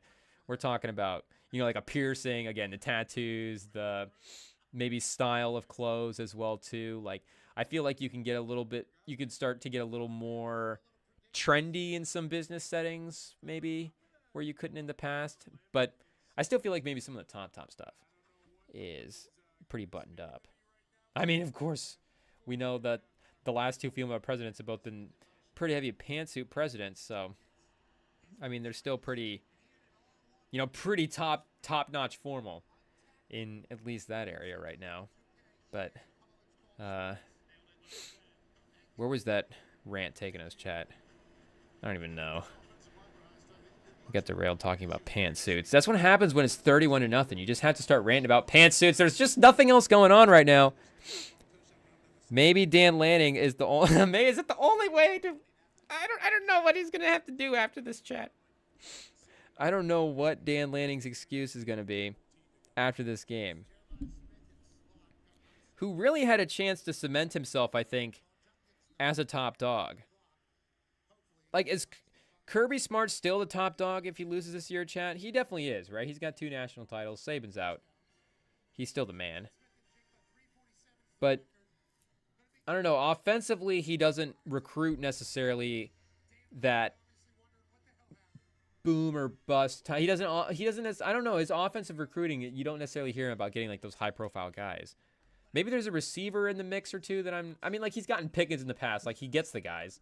But I guess that quarterback position in general, like, you had Fromm there for a couple of years. And was there who was before Fromm, chat? And, Beck the last couple of years has been able to at least keep that team competitive. But I don't even know what they've got in the future. Do they have a recruit, chat? Maybe we should give Kirby Smart a chance. I mean, there's transfer portal as well, too. So who wouldn't want to transfer in and play for Kirby Smart? Dylan Gabriel for Georgia next year? Or maybe that's where Milroe goes? I don't know. Would Kirby Smart take Milroe after playing against him, though? I mean, chat, what are we even going to do for the second half? It's literally going to be the most boring second half in Rose Bowl history. I mean, this is equivalent of like Iowa, Stanford, McCaffrey just completely obliterating the Hawkeyes. Was that game close, though? I just remember McCaffrey being awesome in, like running back and opening kickoff on one of the halves and demoralizing Iowa fans super quickly. But that game might have not even been this ugly. What is that? Are we going to start looking up ugliest Rose Bowls, chat? Let's see what the ugliest Rose Bowl has been so far. The biggest defeat in Rose Bowl history. I mean, we're at least on pace because we're on pace for, if it was halftime right now, we'd be on pace for 61-0. So I'm assuming there's not been a game with a 61-point spread at this point. But has there been something in the 30s? Would you look at that, chat? The first ever Rose Bowl. Michigan versus Stanford. They beat Stanford 49-0. So we have at least 49 points. We got to go auctioneer style, chat, through the history of the Rose Bowl. Shout out Cal over Ohio State. 28-0 in 1921 is not bad either.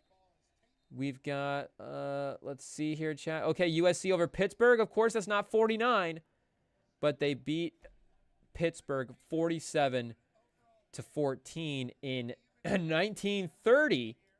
We got a 35-0 again, USC over Pitt. And I guess we should put some respect on Cal's name from earlier. That's why I did go back to mention some of those teams. The Pacific Coastal Conference, because, yeah, they have been around for a while.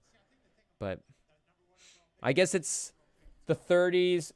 It's just some of the teams, of course, like Michigan, it's like you have the runs the entire time, and then some you go up and down and blah, blah, blah, blah. But, that's how you get your tiers of these historic teams. And talking about, like, the teams with the richest possible college football history. And we're going to start getting ourselves in trouble, saying these schools don't have rich history. Again, Michigan, 49-0. The Rose Bowl champs of the 40s and the 30s. Number 2 team in the country over number 8. Wow, this one's even more impressive because I guess it's the Rose Bowl. These are both elite teams. These are not regular season matchups at any point. So Michigan twice upsetting a team or beating a team 49-0 in the Rose Bowl. 49 points is still the highest. USC beats Ohio State 42-17. And the next year, 3 years in a row in the 70s. Wow. USC wins the little trilogy 2-3 as well. In a thriller in that last game, 17-18. Wow. Can we get a documentary on the 1970 USC Ohio State matchups? Should we just do a mini doc right now? Because it's currently 31-0. And Ohio State is on 3rd and 8. Oh, I didn't even realize they're in field goal range. They're literally going to kick a field goal. It's going to be 34-0. Do they just go for it here on 4th and 8? No, you got to keep putting up the points. Okay, let's see. What were we? 1973 Ohio State versus USC Rose Bowl trilogy. The first ever Rem and Sam documentary. Rem and Samumentary. Is there something there, chat? Let's see. Finished 11-1. Okay, I don't know why we went to the last year of that one. What is this on their logo, chat? What was Ohio State smoking that got them into the Rose Bowl 3 years in a row? I think we might have figured out the secret to their team. Okay, so, yeah, 1972. Of course, the legendary Woody Hayes. Greg Hare as the quarterback. Tim Holycross as the... Who is Tim Holycross? What did he do? 2 receptions for 37 yards? Why is he listed at the top, chat? Tim Holycross. Oh, Archie Griffin. That makes so much sense. Okay. I guess we didn't have the Archie Griffin years just on lock right off the top. But yes, the 70s for the Ohio State makes sense. Just and just in general for Ohio State legends, they just you just try not to use up too much memory space on the specifics. But two-time Heisman Trophy winner, Archie Griffin. So in 74 and 75, whoa! So is that left off in the Archie Griffin story? Is that he led USC to 3 consecutive Rose Bowls as well? Maybe if they'd, unfortunately been out on top. But Champ Henson in Archie Griffin's first year, same amount of yards, 20 touchdowns, though. No love for the Heisman. They said Champ Henson, he sucks. Oh, wow. They're both in their first year. So poor Champ Henson. Archie Griffin just totally wiped him off the map. The next 2 years, Archie Griffin just 1,400, 1,600, 1,300 yards. Champ Henson with 20 touchdowns. He must have been a fullback, chat. He must have been a goal line. Let's see. It's a big boy type guy. Don't do that to us, chat. Don't do that to us. Okay. Let's see what we got here. If it loads. If it can find a picture of Champ Henson. Okay. We've got some conflicting images here. Multiple reports on who is possibly Champ Henson. Oh, wow, chat. Like, actually, wait. Is Champ Henson a white guy or a black guy? Is it this guy? Is it this guy? Or is it this guy? In the pictures, it's a black guy. On the magazine covers, for some reason, they keep putting a white guy. Who is Champ Henson? This has to be it, chat. I mean, this has to be Champ Henson, right? So who is this? Pinterest. Okay, it takes us to this magazine. Okay, so yeah, we can confirm Champ Henson is a white guy who must have been like in a sitcom type role in this year one where he just needed it to get in the end zone a lot. I don't know what he was cast in, chat, that he was pretending to be this Ohio State football player, but you love the smirk. You love the... We don't love Pinterest necessarily trying to auto log us in, but we love to see Champ Henson having a good time. But anyways, we didn't even talk about the Rose Bowl. Archie Griffin. So yeah, 9-2, lose to USC decisively, 42-17. Mike Ray, Anthony Davis. Before he was a Pelicans player, before he was reincarnated as a basketball player, chat, he was a running back, second in the Heisman Trophy, 37th overall pick. The NFL thing must not quite have translated the same way, unfortunately. Pat Hayden, Lynn Swann on these USC teams? Okay. Was that Lynn Swann's last year? 12-0. And won the national championship. Pat Hayden takes over the next year. Still with Anthony Davis. Shelton Diggs, the first of the Diggs. And Lynn Swann as well, too. Okay, so this offense was stacked here. At least in, some of the names. Unfortunately, Ohio State with Archie Griffin rounding into full form. Takes them down by 20 the next year. And then... Oh, they bounce back to 10-1. Still under Pat Hayden. Still with Anthony Davis putting up stats. Yeah, Anthony Davis, best running back in the conference, of course. Second in the Heisman Trophy again behind Archie Griffin. And does it look like Lynn Swann has moved on to the league at this point? It does. It looks like Anthony Davis put up most of the yards for USC that year. Of course, every team that Anthony Davis plays on, he has to carry the team. Except, I guess, this one with... Well, this one more so than most, but, with LeBron, he was chilling. But Cornelius Green was the Ohio State quarterback here. Yeah, so this 3-season run from Cornelius Green. Or I guess, I don't know, Chad. He's playing in all the games here. So, yeah, he's just a heavy running threat early in his career, and they finally let him loose as a senior with 103 passes. 6 touchdowns and 6 picks. 17 and 16 for his career is probably the reason. But anyways, those games were not close. Washington over Iowa 28-0. 45-9 is not quite. I mean, 49 is going to be hard to. I mean, has anybody gotten a 50-point win in the Rose Bowl? That would be pretty crazy for a matchup of what's supposed to be pretty two good teams. Even if it goes sideways, to beat a team by 50 points, chat. I mean, Oregon put up 60 points and still only beat their team by 39. Oh, and I thought Ohio State had the ball there for a second with the way the Oregon player was behind the Ohio State defender. We're literally not even paying attention anymore, chat. This game is, at least this half is useless. I've given up hope. I've given up hope in the first half that Oregon will not win the first half. Let's just go ahead and chalk this one up to Ohio State with the 34-point lead in 1:20 left. But yeah, 59-20.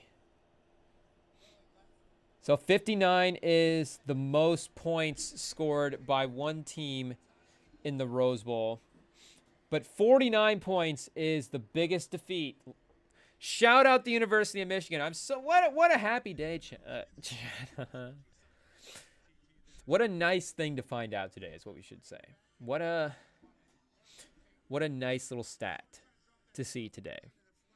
That Michigan has twice had the biggest defeat, the biggest victory, I should say, caused the biggest defeat in Rose Bowl history of 49 points. If Ohio State, after losing to Michigan this year in what has turned out to be one of the nicer endings, one of the sweeter endings to a Michigan season the past couple of years, because there is something too about, I don't know, like even some of the Harbaugh years, like some of those bowl games, we would even show up for the bowl game. We'd lose the bowl game against a good team. And it's like, every game at the end of the year, we're going to kind of lose against some of these good teams. But a shout out. You're not going to hear me believe in any of these negative Harbaugh opinions anymore, of course. Not for the rest of the time, man. Harbaugh is our guy. As long as Harbaugh stays a good man, we will continue to root for Harbaugh as a football player or as a football coach, of course. But the fact that even though the season doesn't go as well as you plan and we still get a bowl win, we beat Ohio State. I guess the beating Ohio State factor, of course, Harbaugh didn't do that until he won the national championship. But then when we beat Ohio State and lost in the playoffs, it's kind of like, oh, now we have to, climb all the way back up. And it still took a couple years before we had confidence. I don't even know if Michigan fans feel like, and maybe that is kind of the change that's happening right now, chat, was, do we feel like we could be on Michigan's level? Again, I know we had such a down year, losing so many guys with the turnover and the coaching and all that stuff. But with the quarterback recruitment and with the way Sherrod Moore rallied the guys, it's like, are we going to be back in that mix? Can we view ourselves every year as a team that's just not having to be so afraid of Ohio State and the team that the Buckeyes are putting together? But Ohio State is threatening all the Michigan records, threatening all the Michigan fans, the hopes. I don't even know why the clock is stopped with 17 seconds. Did somebody call a timeout? I guess Oregon's got to try to get points, right? I'm so done. I literally, if I was the running back, I would have just gotten the ball, jogged off. I'm Dan Lanning. We're going in. Let's go home. No, chat. You think 34, you can make the comeback. Of course, you got to try. But as I can only pretend to be Dan Lanning, I'm not actually the head coach of Oregon. I would be extra motivated to get the win over Ohio State, now down 34-0. I'd be like, okay, this is perfect, chat. Now we have a chance to really cause some chaos with Ohio State. This is just the classic spot 'em 34, chat. Just the classic Give them a 34-point lead. They're the #1 team in the country. They're undefeated. It's just, it's like playing LeBron in pickup. It's like just start the game at 99-0 and let's call it a race to 100. You get the ball. Doesn't matter. We can still make the comeback and win. I mean, you don't even need a touchdown here, chat. 3 points is literally... 3 points might be too much. 34-0 sounds better in the second half than 34-3. As after scoring 0 points in the first half, they rallied to win down 34. Like, 3 just means you guys sucked. Like, 0 is... That was a fluke. 0 is that'll never... You're not going to score 0 points for the game. You could score 6, for sure. Ryan Day could immediately just try to get this, just second half, the team's motivated, shut down. They're still doing the same stuff. One more field goal drive at the end of the second half, and you're out of here. And I guess it would have to be at least 55-9. 55-6. I was thinking 49. If it's 55-6, they would at least tie us for the most largest victory. Most largest. First and goal. Oh, Dan Lanning going for a touchdown. Not taking the points. Not trying to cut it to 31, chat. He knows he's going to need to put up a couple more drives. Okay, Ryan Day wants to take a timeout and talk about this. Shout out Caleb Downs. We don't like that you went to Ohio State, but once you're gone, make no mistake, we will root for you once again. Unfortunately, I'm not going to be able to get any good value on the Caleb Downs stock because I can't buy any of it until he's out of Ohio State. And I don't even know if I want him in my portfolio, to be honest, chat. I don't need to have stocks from Ohio State athletes. That's fine. I'm good to share my opinion and, hold a place in my heart for what I think about performances or whatever. But in terms of my player value stock money portfolio, whatever, maybe portfolio, not necessarily money. I don't know what the right word is there, chat, for an imaginary fund. But I don't need to necessarily make money off of that for the Ohio State side of things. We can do it morally, chat. Oh, and Dylan Gabriel finds a guy in the back of the end zone. The Oregon Ducks fans are going crazy. Oregon is actually celebrating, which is maybe even a little concerning for a comeback attempt. But, hey, it's going to be 34-7 at halftime. You didn't get shut out. I mean, you got shut out because, make no mistake, the clock was at 0 when he caught it. It was literally Dylan Gabriel extending the play past halftime. We're into halftime before Oregon scores. They're not even going to get the 7th point on the board until, 3 minutes after the half ended. Once we all get off the field and once he get lines up and once they get going. Oh, going for 2. Dan Lanning. He knows the math. For some reason, I don't know why I thought Dan Lanning was Mike Tomlin, but I just assumed that he was just going to take the field goal down 34-3. I just assumed he was going to take the points and play it safe. And Dylan Gabriel finds the guy. So how many 8s do they need to make it back, chat? We can't do math. You got what? 5 times 8 is 40. So if they get 6, or we're dumb, chat. If they get 4, they'll be in a decent spot. I guess the cheers are not Oregon scoring the touchdown. It's because the half has ended and Ohio State is walking off the field, and the Ohio State fans are happy with the Ohio State players' performance. Unbelievable, chat. You hate to see it. Let's get a stat check here. Howard, 11 for 18, 270, and 3 touchdowns. Yikes. Jeremiah Smith has 5 for 6, 161, and 2 touchdowns. He is Randy Moss, chat. Let's see here. Let's look at... Oh, I was just typing in Randy Moss. That's not who we want. Jeremiah Smith. They don't have his measurables listed. Okay. Let's see if we can click on him here. 6'3", 215. Who does that put him in range with, chat? Let's go to the NFL real quick and see. I think DK is like 6'5". He's pretty tall, chat. He's a big kid. 6'4", 235. Okay. Maybe AJ Brown's a little bigger than Smith, but Smith could put on 20 pounds, right? Couple of injections here. 6'1", 226. A couple inches shorter. So he is Jefferson's. I don't think. Is he like 205 even? Yeah, 195. Jefferson is sub 200. Debo is. He might be shorter though. Debo is 6 foot 215. So he's like Debo with 3 inches. Whoa! That's could have gone crazy, chat. I feel like we're going to pause that just for pause's sake. But technically, we didn't have to because I don't think... I don't know. Is Debo count, chat? Is Debo a slang? I mean, it could be. It definitely is. I mean, definitely somebody refers to it as that. But is it like on the streets? Are people saying Debo? Are people saying, give me some Debo? Shout out the Juice. Okay, we'll take a break. It's halftime.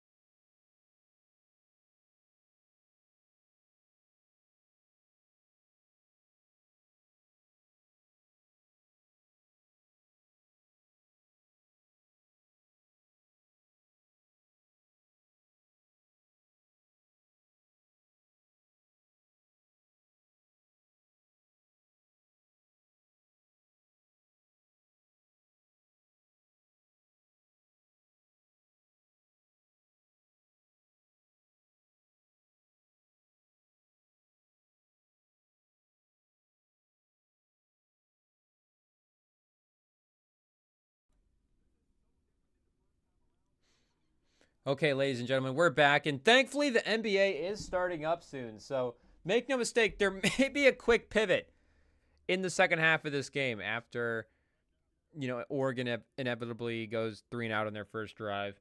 Though what happens, they go out, they score, it's 16-34. They stop Ohio State. They score right again. It's 24-34. Okay, so yeah, 4 scores. Yeah, chat, it's tough. It's tough. But I don't even care if it's Raptors Nets. Or we got a couple of good games here on the slate. I think we might go Magic Pistons, chat. Shout out Cade.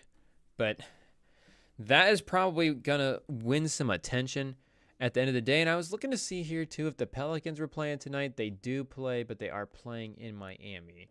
So hopefully, of course, as if with everybody, hopefully all is safe.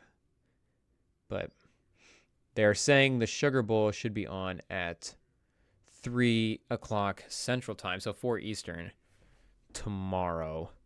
And I keep thinking today is like a Saturday. You go out we somehow did a live stream, went out last night, and then got up and watched college football today. It just felt like a perfect Friday night into a Saturday combo.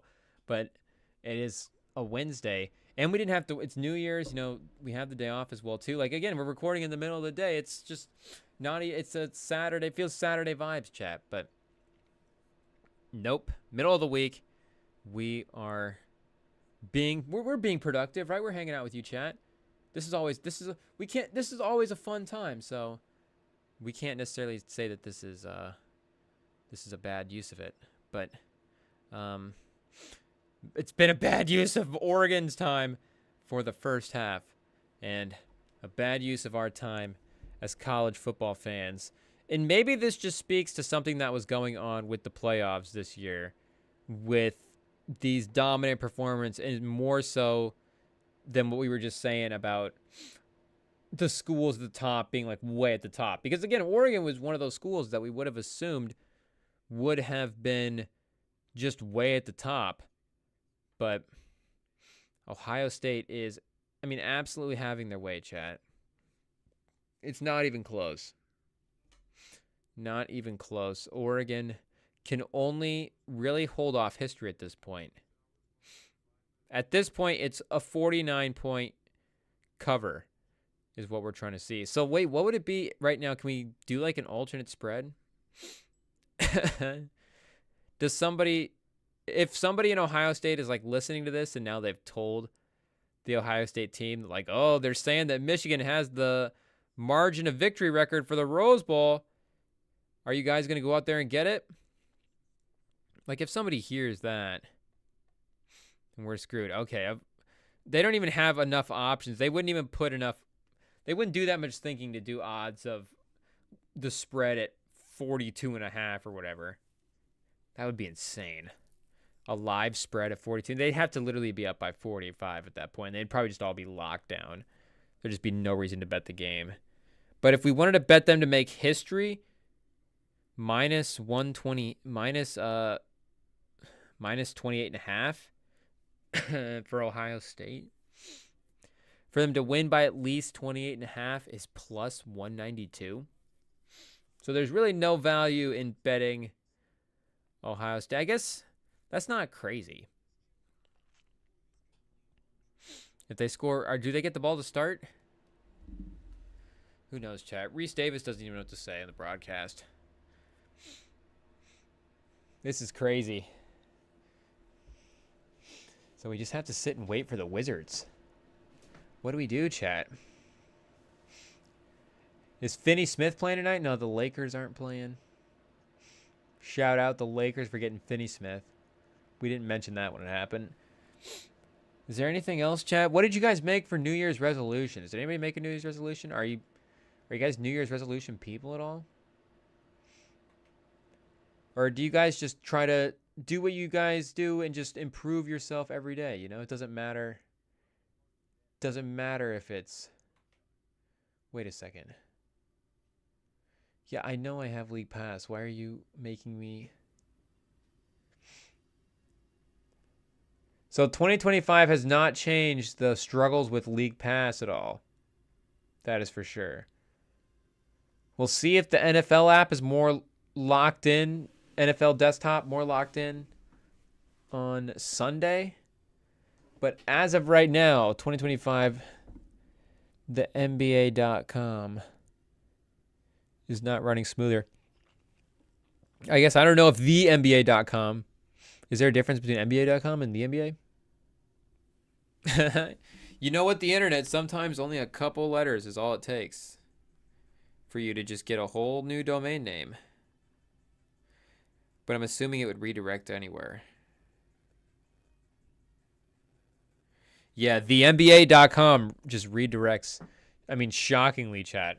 I'm sure you're all glad to know that it just redirects to the NBA.com. But it was just like the thought of like, oh, wait a second. Is there maybe a second just random basketball site that somebody has set up called the NBA.com that maybe we could just randomly stumble on by just thinking to type it in?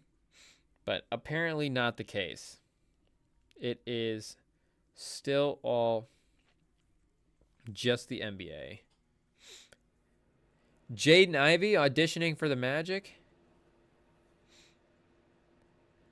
Couple of Michigan fans in the building. You love to see it. The Michigan fans are going to be proud especially after the bowl game win, which was it in Orlando? I guess I remember it was in Florida. I don't remember if it was in Orlando or Tampa. But if it was in Orlando, that's actually kind of great.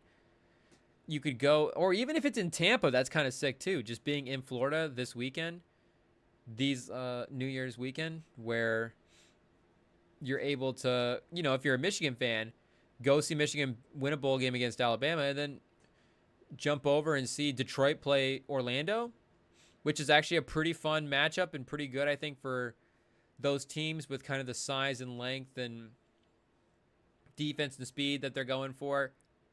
Like I say, oh, chat.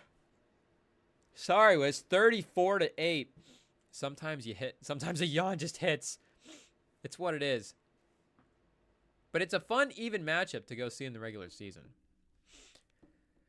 We actually have a couple of days off from the restaurant because they're doing renovations for, I guess, maybe the NBA.com should take a note or two. But, oh, and the Magic, down bad with injury, of course. Oof. So even better if you're a Pistons fan and you're from the Michigan area. But we were talking to somebody about traveling around because this guy likes to travel, so I just asked him if he was going to go anywhere over the 8-day break.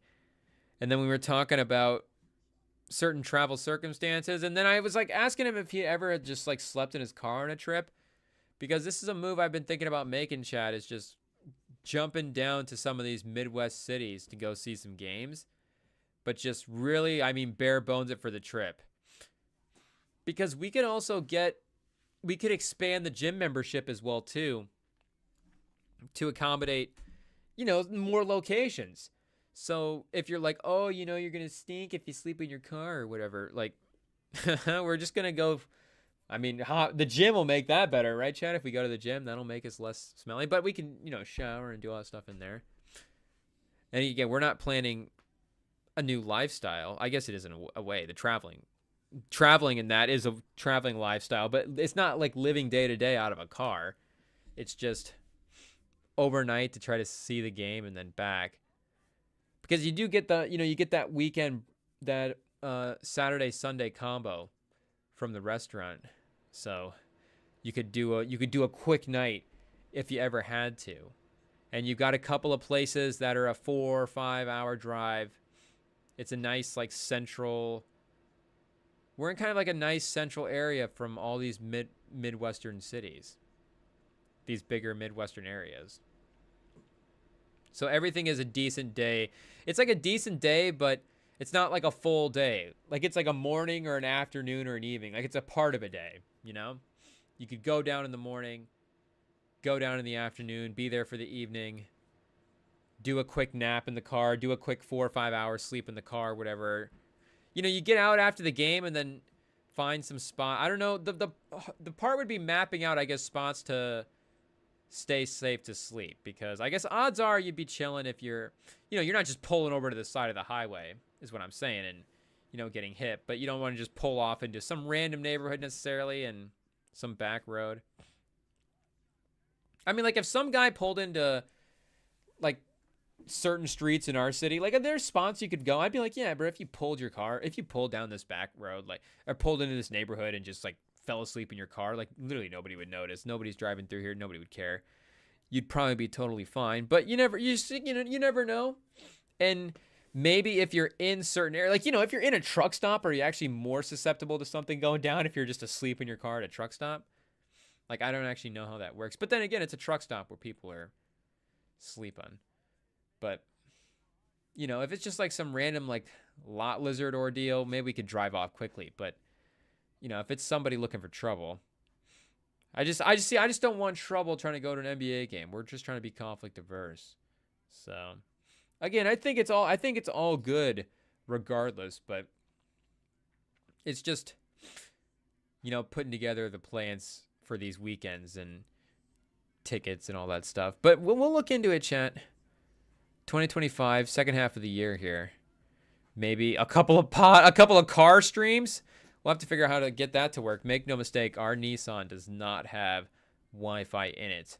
It is not I don't know if Nissan has Wi-Fi capabilities. I don't know if that'll happen after the merger.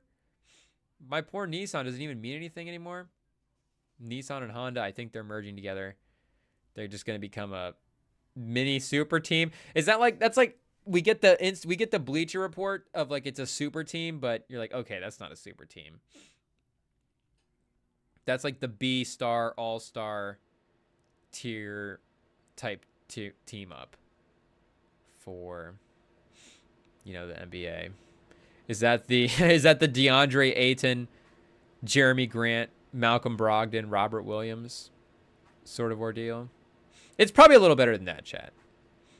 Nissan and Honda, I think, are better than Jeremy Grant. But, maybe like a LaMelo Ball, Miles Bridges, Brandon Miller. And Brandon Miller, of course, is... And all those guys are really good. But... Or like maybe like a Halliburton and Miles Turner sort of combo. Where you're like, oh, yeah, no, those are both... Like, those are both awesome people. Like, Halliburton is really great. I guess, is Halliburton better than Nissan and Honda individually, though? Maybe more like a Halliburton and Matherin type ordeal. And maybe not this year with some of Halliburton's, ups and downs, at least to start the season. But, oh, Den of Thieves 2, chat. Can you just drop it now during this game? Is it ready to go? Is there a cut of this movie that you can just play during the second half instead? A robbery for $870 million? I mean, it's like Jaylen Brown's contract. Robberies are one of those weird things, like robbery numbers, because it has to be like a realistic amount you can take, but it also has to be a realistic amount you can go for. Like, is 800 mil a good... Like, 800 mil is a fantastic heist, but like a movie high-level heist, like, do you want to see him go for 800 mil? It's, I guess, almost a bill. If somebody says hundreds of millions of dollars, and it means 800 instead of like 200, I mean, you're loving that. But do you want it to be billion? I guess maybe 3. Maybe they're setting themselves up. Den of Thieves 3 will be like, it'll be natural resources worth who knows why. Who knows what Den of Thieves 3 it'll be about, chat. But maybe they'll up the stakes into the B's in the future. But 874. I guess that's more like Ohtani than Jaylen Brown, if anything. I mean, I was going to say somebody should rob Ohtani, but somebody did. Unfortunately, the people closest to him cannot be trusted. But I think the man's still doing okay. What is up Gerard Butler's sleeve? So is this going to be like a who is in the driver's seat type movie? Because that is, I mean, that's kind of the point of Den of Thieves 1. Because Den of Thieves 1 is not original, make no mistake. Like, I think Den of Thieves 1 is more in, kind of that Heat vein for movies and for plots. And it's that good guy. The movie is more about the dynamic of the quote unquote good guy and the quote unquote bad guy, but it's kind of these, it's the contrasting and comparing of qualities of the good and the bad guy. And it's, oh, you're much more like me than we're much more like each other than we thought, but we're totally different in these two ways. And it's obviously, of course, through the vehicle of a bank robbery, but the trailer for this makes it seem like it's actually about a bank robbery. Like, this is a little more Fast and Furious-y later editions already type vibes. Like, this has it's like going from Fast 1 to Fast 5 and not having the kind of gradual build-up where they stay on the streets a little bit. They finally cross over the borders once real quickly in like the fourth one, and then go back. And then by 5, 6, and 7, 8, 9, 10, 12. I think they go over the borders and they're just full on international, and then they're literally interplanetary. I mean, it's a real satirical, it's a real reflection of modern times, chat. It's a real picture of, we've kind of evolved as people with the Fast and Furious franchise. Now, scarily and coolly, we are going interplanetary as well. But maybe the Den of Thieves will be sort of the next. Is that how humanity goes next? This first phase was Fast and Furious. We agree with Fast and Furious. Now we just grow with the Den of Thieves franchise. But I could see it continuing that mold of the dynamic between, of course, Butler and Ice Cube Jr., ICJ, but from a different sort of, instead of, who's good, who's bad, sort of morally, it's more in the line of, just give us a second, chat.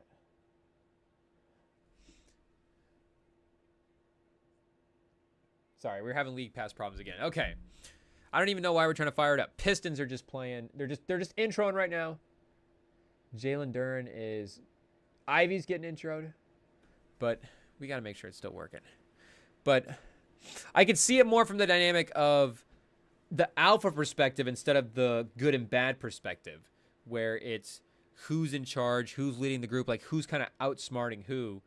And it's still that, but it's like the cop is still like the cop and he's still the bad guy, and it's still like, him and it's still really him staring down the other guy as well too. Like, that's the thing, he's not even really staring down ICJ in the first one. He's staring down the Master Chief character in like the 50 Cent guy, and staring down the whole crew, but really going toe to toe with the main dude. And again, he's teaming up with ICJ, and I don't know if he's teaming up to secretly take him down from the inside either. It's like, those are the options, right, chat?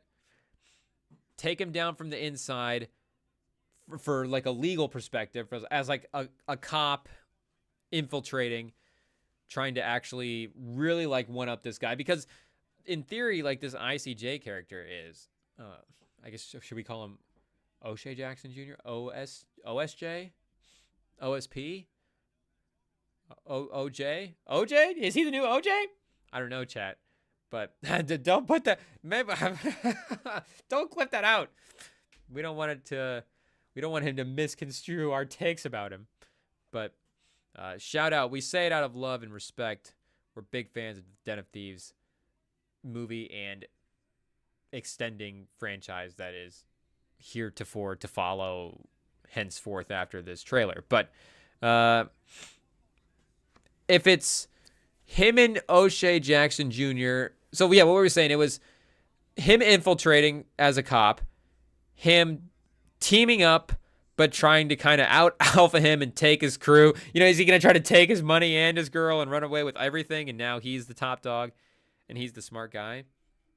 Or what would be another option, chat? I guess the other outcome would be that O'Shea Jackson Jr. outsmarts him again and is like oh, I heard you were in town this whole time. And like at the end of the movie, he's like, oh, I heard you were in town and I followed here and I planted this news that because I knew you were going to go for this thing this whole time. And maybe he outsmarts him again.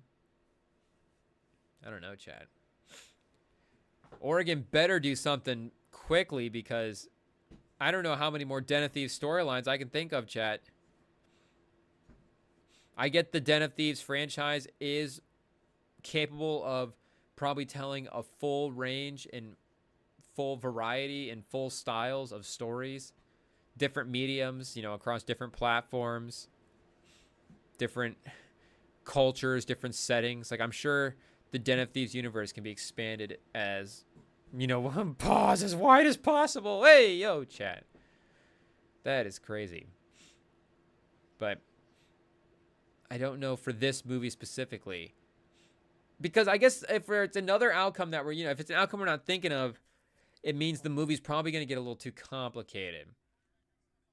Like a simple movie that you knock off from somewhere else might be totally fine. I guess if this was like an Ocean's 11 knockoff. But there's nobody to get back from the old crew.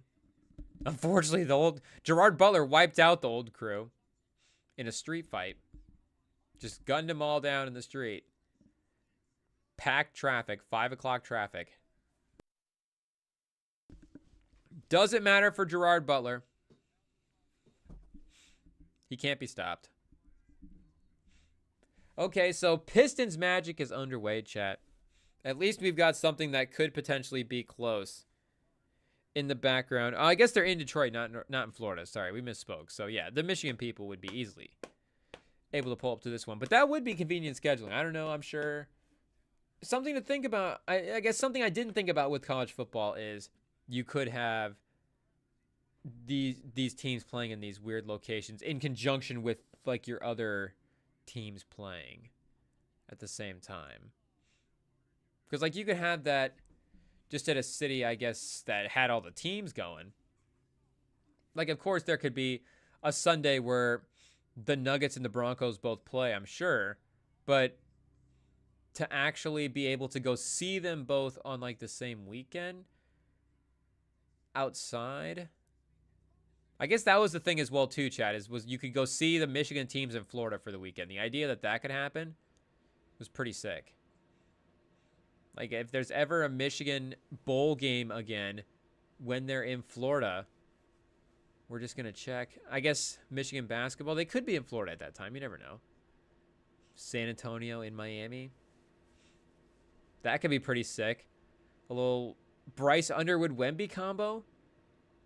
Next year when they play, maybe they'll be like Orange Bowl or something next year in the college football players because they rotate. So I don't know if a Big Ten will be in the Rose Bowl again the same way as it is this year.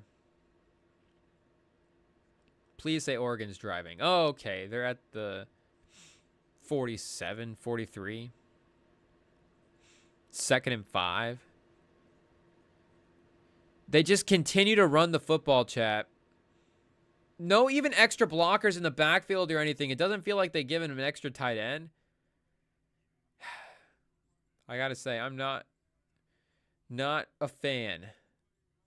Not a fan. Not the move that I would pull necessarily. I would pull other things at this point in the game, chat. Whoa! And Suggs firing off the 3. Has he been hurt? I think so, because that 3 was off.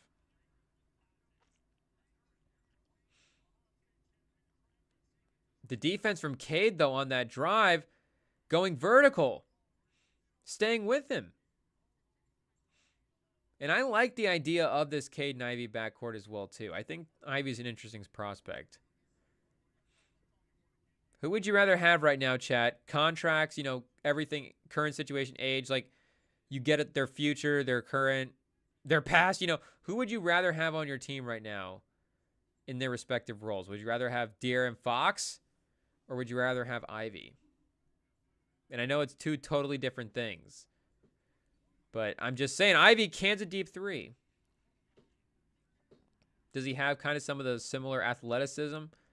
And I like his shooting. I don't know if his form is necessarily great, but I don't know. It seems like he can. I just like his confidence in it, and I think he'll be able to just be a 40. He'll be able to have like 40% season, 40% moments and stretches in the playoffs when you need him. Okay, they get first and goal, chat. They get first and goal. Is this the first drive of the third quarter? I mean, there's 9 minutes left, chat. They've got to score 4 times. I know it's not. If they score here, it's maybe not panic like the house is falling down, you know, type thing. But it is time to move a little bit.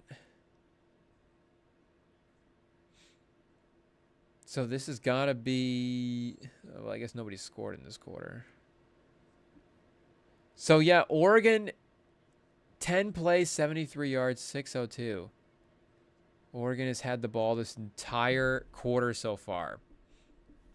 You love the control, and you love the patience, and you love the effectiveness, but you got to move, boys. You're down 34-8. 3 seconds left on the clock. Lanning's going to have to take a timeout. Barely gets it in. Running up the skyline, screeching up the sidelines.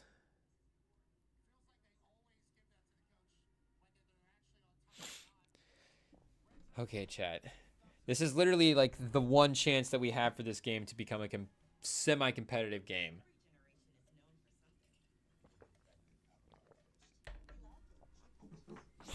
It's not even that it could be a competitive game because, again, Ohio State hasn't even had the ball yet in the second half. They could just immediately... They could have a run on the next play from scrimmage. The first play of the second half for scrimmage for Ohio State could be a touchdown. You just don't know.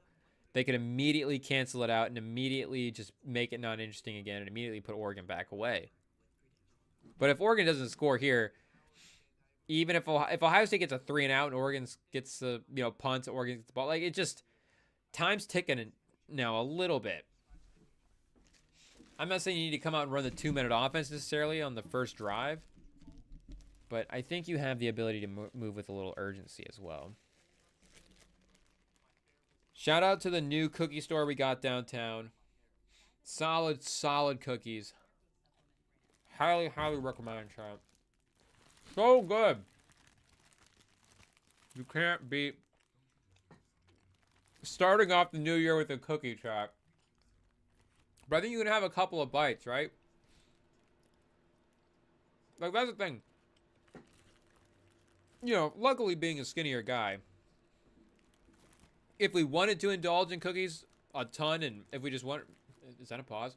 If we wanted to, like, indulge in sweets and candy and desserts and all that stuff, like, we could get away with it pretty decently, at least at this stage, because, you know, just the metabolism, you know, we got some things on that side that are obviously going for us, but, you know, it hurts with, like, the bulking and stuff, chat. Like, you know, it's also got its, you know, downsides as well, too. I guess if you want to say downside, I wouldn't, you know, I wouldn't say downside, but if you're just making a pros and cons list.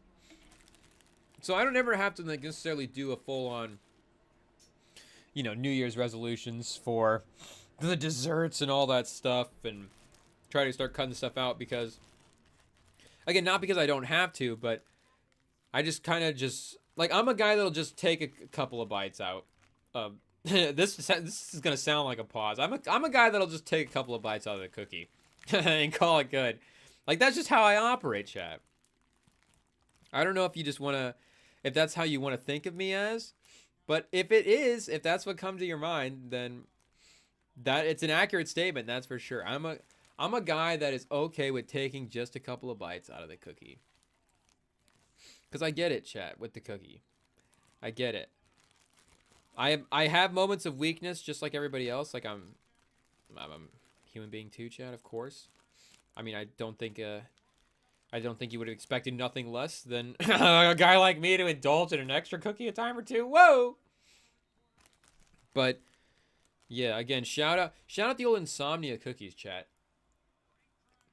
Legendary Iowa franchise. I guess I don't know how far this extends, but And I don't want to start doing like brand comparisons, chat, because make no mistake, I have, at the end of the day, like I have love for a lot of the different brands out there. Okay, Oregon does get in here for sure. It's now 14-34. Cut it to 20. I'm sitting up a little bit because 20 is close for today, but they're still going to be 3 scores down, 2 scores down. But just like Insomnia Cookie compared to Crumble Cookie, like Crumble Cookie is like that crazy. And again, pause. I feel like there's maybe another time that we've been anti-thick on here for some other food thing, but in the cookie world, chat, one of the few things that the slim cookie actually better than the thick cookie. For once, the thickness might not be preferred, and I like it sometimes on the cookie, chat. Make no mistake, it's crazy talk. This is crazy talk. But Insomnia Cookie is just like, yeah, we're just giving you a good product. It's just a good normal cookie. You want double chocolate, you want peanut butter, you want white macadamia. Like it's all just stripped down basic, but delish, chat. Insomnia, make no mistake, we will do business. Maybe we won't because, like I said, up until this point, I've been able to exercise a little bit of discipline with it. But if the fact that there's actually one close by now too is definitely going to make it a lot tougher.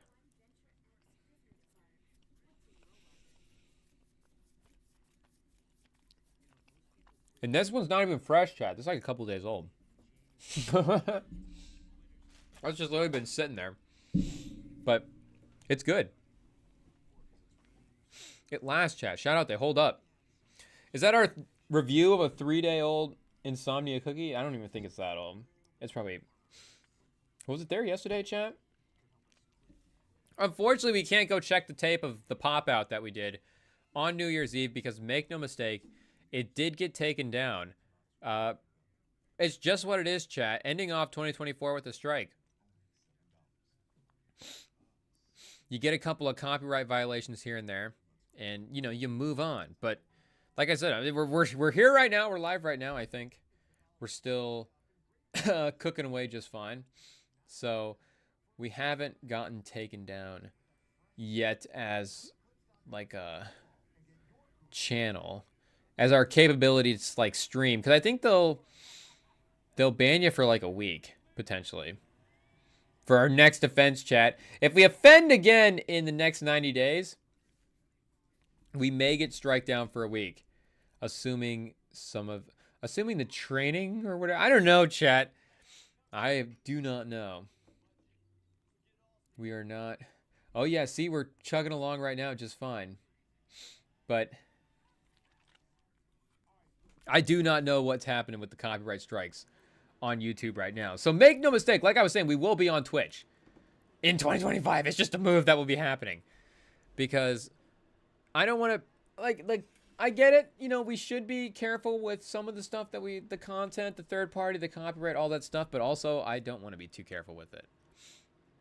I want to, if we want to watch a highlight video, I want to watch a highlight video. If maybe a song, bro, if we want to play a song, listen to an album, react to something, maybe it should just be able to be played. Whoa. Excuse the chat. But I think Twitch gives you a little more flexibility.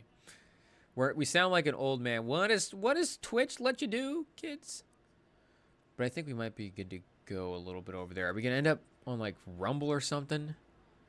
Who knows? What's Blue Sky got going on, chat?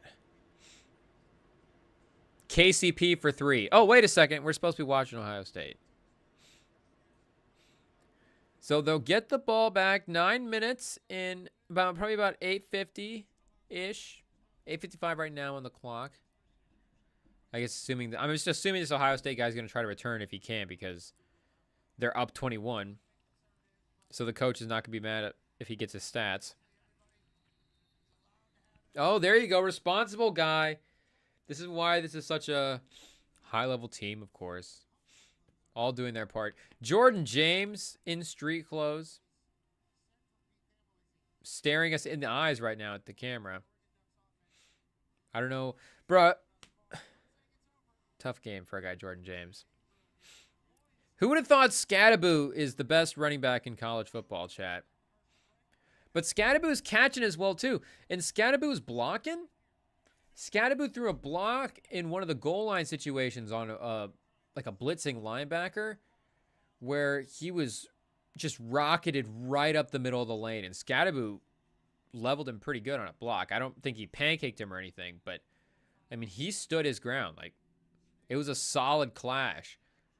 It was a good potential exception to the rule, to the unmatched force moves a no moving object, whatever the Einstein equation is. Or who came up with that equation, chat? Elon Musk? I don't know. Which scientist is responsible for that one? Literally, this Pistons Magic game is 6 points Pistons. And I don't know, Cade, just more entertaining, chat, than Oregon when Oregon's down 20. I don't know what to tell you. Personally, I'd rather watch a close basketball game. Oh, I wouldn't. Jonathan Isaac just hit the top of the backboard, chat, on a corner three. Yikes. Hopefully it was... Was it his offhand? Did we get some nails on there? I was getting some lethal shooter posts back up through my feed again recently. There was actually I think it was a Red Bull post that was a compilation of the lethal shooter shots. And brother, those shots are crazy. I don't know what you even... The turbine shot... Like, I wouldn't even want to go up on a turbine. Like, not only is he just taking and, like, making crazy basketball shots, but I just wouldn't even, like, do some of the experiences that he's doing.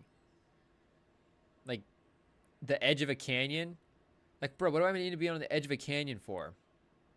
I've been close. We went to the Grand Canyon this summer. Or this fall, earlier the year, whatever. This year, I guess 2020 or not. We're in 2025 right now, chat. Shout out. That's our first time forgetting right there. But early last year, I guess, we went to the Grand Canyon, and we risked it like one time at an edge, like the crawl forward on maybe a stomach, look over, and we're talking. I guess no. Are we thinking of somewhere else, chat? I don't know. The Grand Canyon.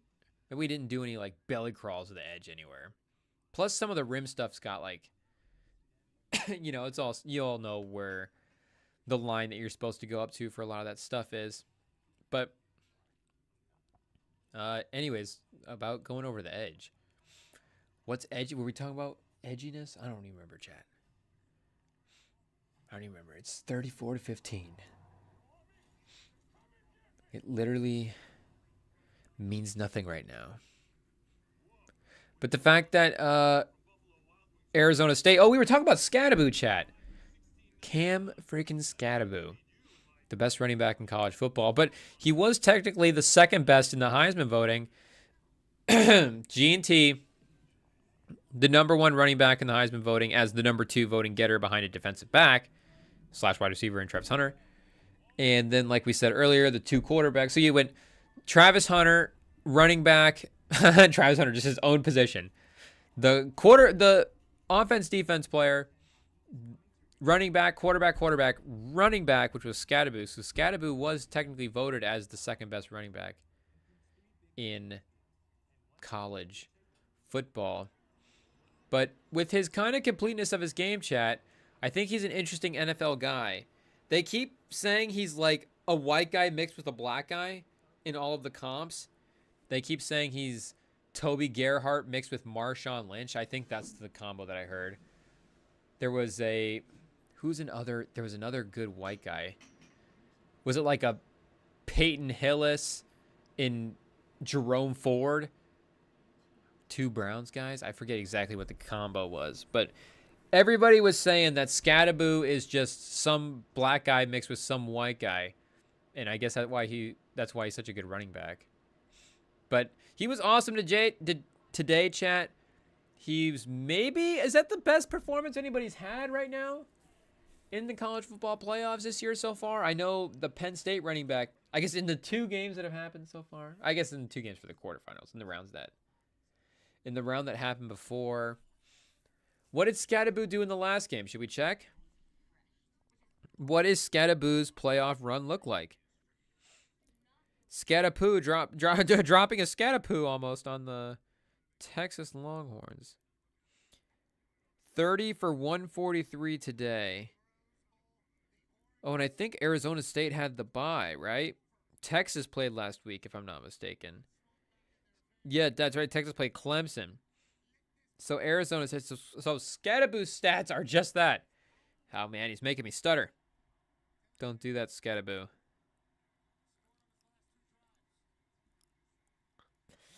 The running back for Penn State, I guess they had the double running attack with Allen and Singleton. 14 for 90 from Singleton for a touchdown, 11 for 70, and 2 touchdowns for Allen. And yeah, Allen had that 25-yarder in there. Or he had a couple of longer ones, I think, as well, too, that got called back as well, that I think I might be thinking of. So he had an impressive performance, slightly more than the box score. I guess should have technically been the leading rusher in a way if they didn't make those run plays that got called up back for him. But Scatterboo, the voters spoke and said Scatterboo was number 2.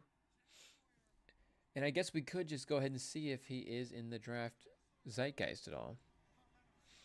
Because honestly, why wouldn't he be? Like we're saying, the running is there. The pass blocking is there. He showed his hands. I mean, he showed he's a well-rounded back. Is this a good running back class? Kem Scatterboo. Oh, okay, this is a good running back class. Yes. Yeah, this will be fun for fantasy. For sure. Aston Jeanty, of course, will go a little bit too early. Omarion Hampton, Ollie Gordon, Quinshawn Judkins, and Henderson. Caleb Johnson. And then Kem Scatterboo? Okay, Caleb Johnson is interesting because I feel like he could have had a performance similar to this. Maybe he couldn't have gotten this specific Iowa team to that close with Texas. But he definitely, I think, on Arizona State could have had a similar impact in the game. It definitely could have. He could have almost won the game like Kem Scatterboo did. Oh, and Ohio State sacks. It's 4th and 23. So Oregon's going to have to punt. They're literally on their own 12-yard line. No fake like Arizona State. Both non-fraudulent, and they're not going for a fake punt at the moment. But he gets it over the 50, so at least it's decent. It kind of works out for him. Ohio State will probably immediately put the game away. Right here.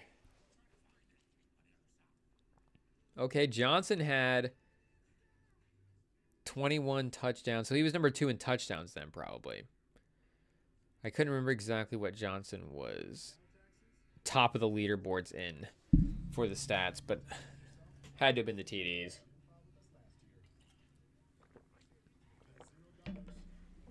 But you got Scatterboo racking in 19 of them as well. And 500 receiving yards. I mean, speaking of receiving, shout, look at that. He's literally got, he's the only one over 200 receiving. I guess Hampton's a dual threat guy a little bit. 373 and 2 tutties as a receiver. Oh, sorry, Chet. That was gross. Give me a second. Mute the mic. Do I have the tissue pack in here?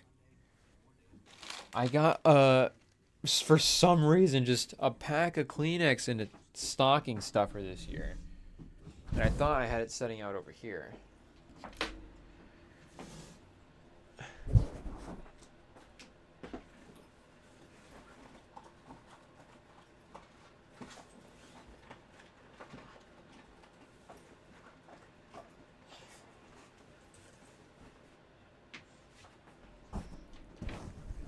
Chat, we're in bad shape. We're down.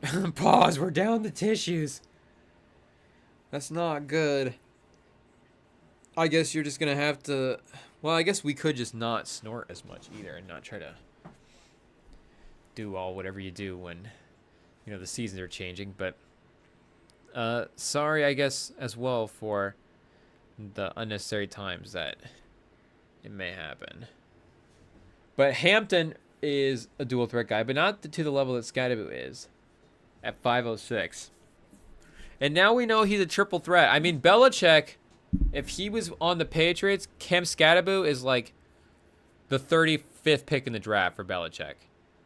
I don't even know if the Patriots actually have their second round pick this year.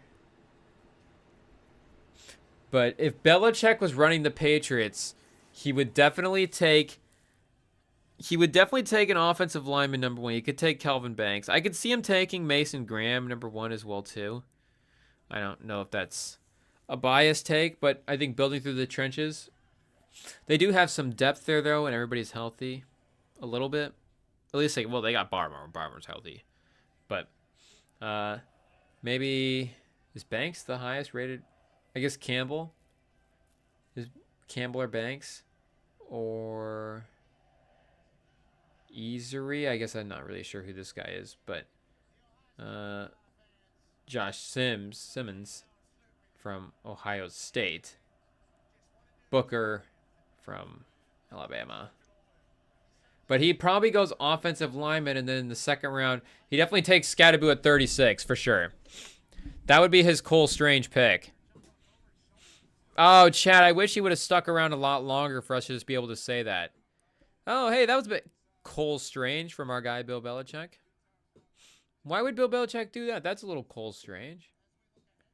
I think it fits perfect.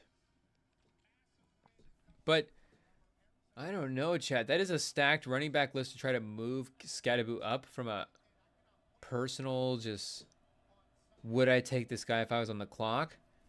But right now, oh, bro, like with everything, I would have to go back and watch and keep seeing and get more of the tape and try to see what's going on. But, oh, let me go back to the mock here real quick. Yeah, I would go.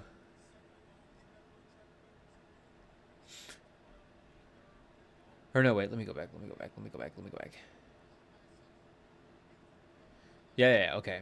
I would think maybe, because Ollie Gordon was, in the Heisman running at one point in his career as well, too, so you can't just totally discredit him. He's had the similar peaks to what Scadaboo is doing, though never did it in the playoffs. Caleb Johnson, like we're saying, I think he could have played a similar role in this game. Hampton, it looks like you got to respect his two-way ability and just, his insane production as well. But just watching Scadaboo versus Jeanty, I got to be honest, chat. I would rather have Scadaboo on my team than Jeanty if I was an NFL team. And that's just after watching one full game of Jeanty in like a real way, where he's playing against a completely bad matchup and just a completely better team. Oh, Smith just high-pointing a catch across the field.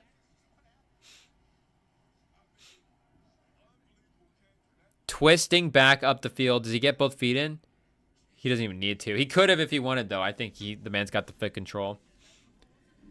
I think he just chose for the step back.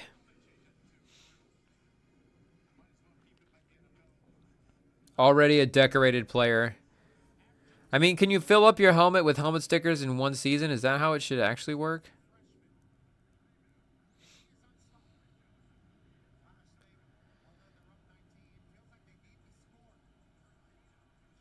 McAfee just said Ohio State needs to score. I don't know if they need to score up, 2 or 3 scores at this point. But they would, I think, moving the ball and definitely killing a little clock would continue to help. If they could push this a little closer into the fourth quarter, then, you're at least going to start suffocating this Oregon team a little bit. And a penalty, moving the ball. Is this still the first drive, chat? We've been distracted talking about Scadaboo. Is this still Ohio State's first possession? Oh! ESPN, as always, a play ahead of the stream. This is where they punch it in. So, end of the half. No, they did go 3 and out, and then 3. That's right, 3 and out, both ways. Okay, yeah. Shout out Scattaboo though. Maybe I think everybody's new favorite player in college football. At least the nation that didn't know about Scattaboo beforehand. And yep, there goes Henderson, who maybe is moving up. I get the NFL thing with Judkins versus Henderson. Maybe a little different, but then just like a college role thing. Even though, of course, their production is similar, and Judkins actually a little bit better. At least carried the ball more, it looks like, and resulted in a couple more scores as well. But Henderson's been explosive. He's made, I guess he had that big run earlier as well too, that we reacted to. But 2 minutes left in the third quarter, chat. This is not how we wanted to start the new year. Just seeing Ohio State win in this dominant of a fashion. But you've got to pay them their respects, chat. You've got to give them their fair due.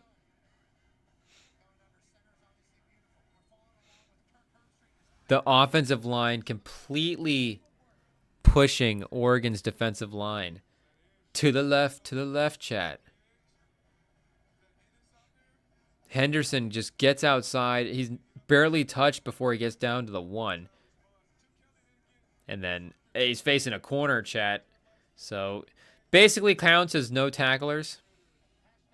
Is a corner ever made a tackle for a running back full head of steam at the 1 yard line? Has a cornerback ever gone up and made that hit? That's a difficult hit to make, chat. And especially him off that block. Different momentum.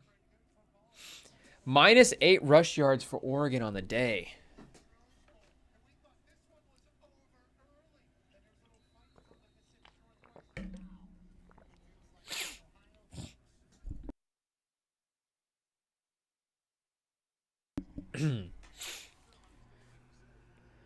At least Oregon's going to get the ball back right now.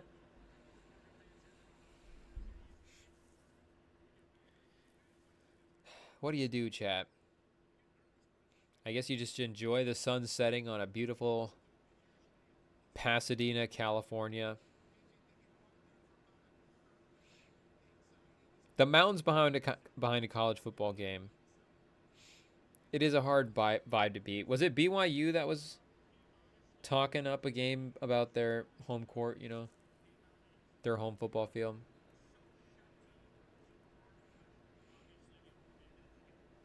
So there we go, McAfee. You got the score Ohio State desperately needed to. But I get his point. Like at this point, it's like, ow, the Oregon offense is now might lose a step. Like it felt like if they had gotten a stop and maybe the Oregon offense would have picked up speed just a little bit and gotten some momentum off of that. But now it's like they're kind of deflated. They'll move the ball here. Like they're pushing it a little bit. And Ohio's defense is definitely going to lack up. Make no mistake. But Oregon's offense will not be playing with the same vigor. And, I mean, Gabriel just threw a pass right there into the defensive line. Batted down. We haven't seen that in at least a couple of drives, it seems like. That's Sawyer again. Getting him with the tattered arm this time. Maybe he was looking at that tattered arm. Maybe it just caught his eye. Was there a tat on there that he was like, oh, wait, what's that? And then all of a sudden you just don't realize it subconsciously, like your hand is... Now all of a sudden the release point is like, you're looking dead on at this guy's forearm. It's like, well, it's going to go there. And I know, Mahomes style, the ball doesn't always go where you look, but it's one of those just like alignment things. Where's your alignment at? Oh, and sacked by... Who is this, chat? Ransom? Whoa, number 8, Ransom for Ohio State. Not a running back, unfortunately. Not on our running back list in front of us, but making the big tackle on Gabriel. Is that a defensive end or is that a linebacker, chat? And they just force a punt.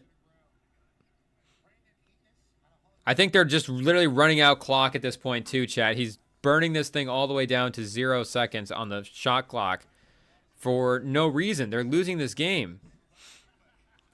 Why are they bleeding the whole clock down? Can he bleed him yet? Is it time to bleed the Ohio State Buckeyes? Or I guess, is it time to bleed the Oregon Ducks, chat? Is it time for Ohio State to do the honors? I think we should. Oh, the Ohio State fan base is packed in, chat.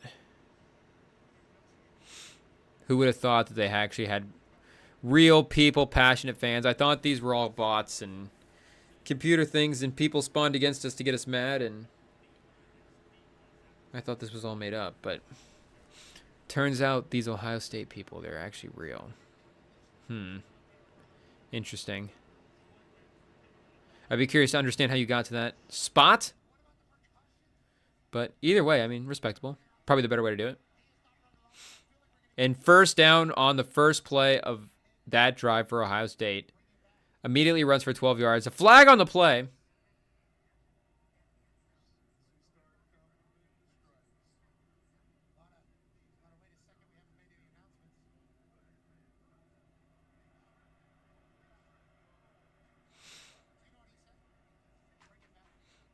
Okay, chat. 30 seconds left. Third quarter.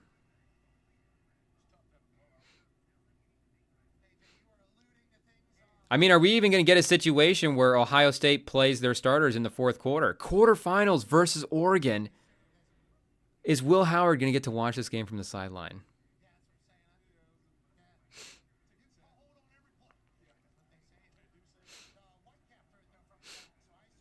I mean, we might have to go to the sideline if that happens to be the case, chat.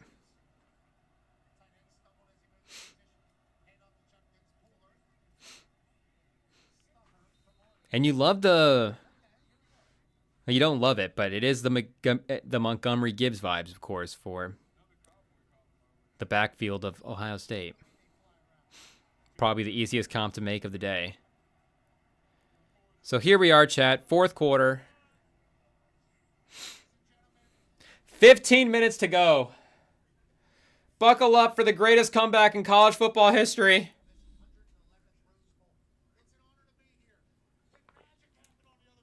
What are we about to witness, chat?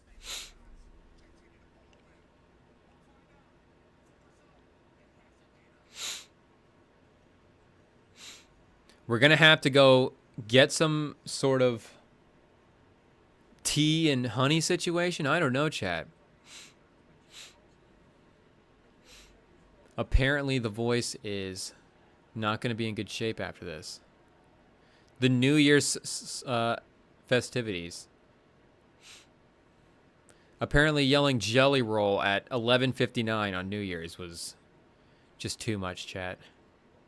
Couldn't yell mustard, so we yelled the next best thing. He was on the TV as the clock was counting down. The ball was dropping. They dropped Jelly Roll. They just let him down, and he was singing. I don't even know if that's what Jelly Roll sounds like. I was just thinking, what does Theo Vaughn sound like when he yells like Jelly Roll? No disrespect to Jelly Roll. That's just my stubbornness as a guy that doesn't listen to country music. But I guess you are on the Eminem song. I don't know where else Jelly Roll's... Wait, where else was Jelly Roll? Was he somewhere else recently? Chat, wait. He was on the Snoop album, wasn't he? Snoop Dogg! That wasn't Jelly Roll. Dang it. We'll workshop our Jelly Roll. 2025. Add him to his list. Add him to the list of people we need to do. Hey, yo. Jelly Roll. That's a crazy out of context text list for somebody to see.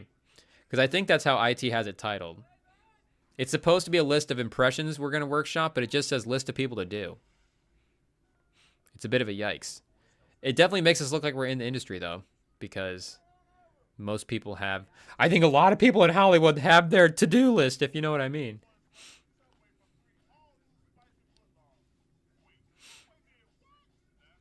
Okay, let's actually maybe pay... Do we get to actually pay attention to the Pistons now? Cade canning a three off the screen. Quick fire. I think he's at what, 26 a game this year, chat? Hoo Cade. Detroit, stay sucking. Maybe Cade will request a trade.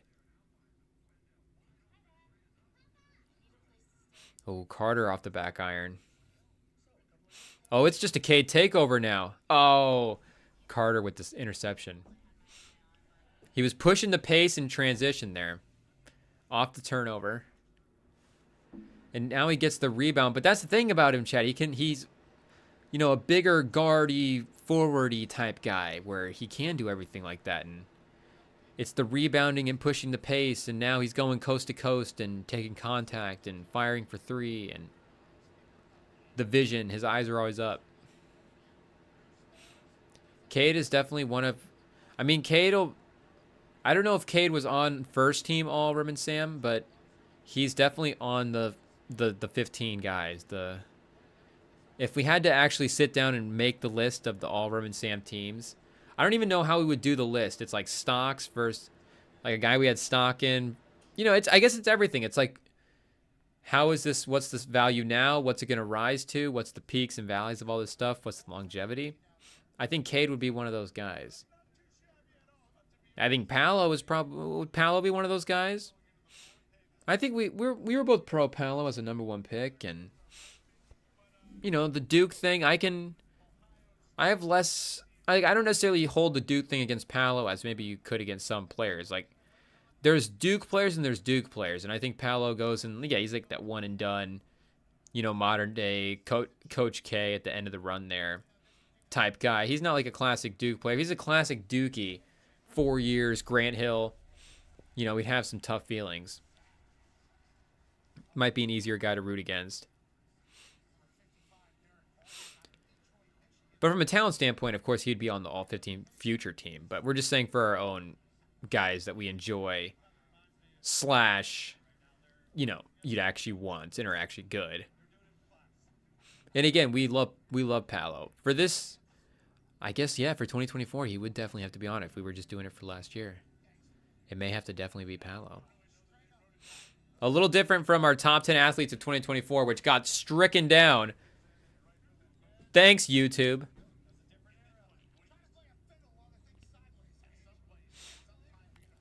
Oregon is just celebrating plays. I don't understand, chat. It doesn't make sense. But you got to give him love for, you know, performing and having a big moment in the Rose Bowl, I guess. That's still an accomplishment. Still better than anything we'll ever do. Whoa! Excuse us, chat. That was very disrespectful, but Oregon is scored 15 points to Ohio State's 41. This game can be officially classified as a yawner. It's produced 2 yawns. We'll keep a yawn count for super boring games. But the problem is now it's like going to be a thing, so I'm going to be thinking about it. So maybe I yawn a couple more times because it's like, you know, I actually would want Ohio State to have a couple of games in the yawn. Oh, do you want to have games on the yawner counter though? But a game can be a yawner in any kind of way. I mean, Bears Seahawks was a real yawner on Thursday night. I don't even remember what that was. I guess that was after Christmas, right? Day after Christmas. Not much of a Christmas gift at all. So it doesn't have to be necessarily a blowout for you to get that pause, that yawner registered in your category. And I guess it doesn't even have to be a win either. But just as long as you're involved in a game that is somehow a boring game. It's probably going to somehow be boring because of the lack of scoring. That's definitely going to help. Even if it's still like 2 bad teams, you get a couple of guys, fun guys, younger guys, they go off, they have a fun night. They both have really, really good performances. Like, that's still fun. But if it's just nothing.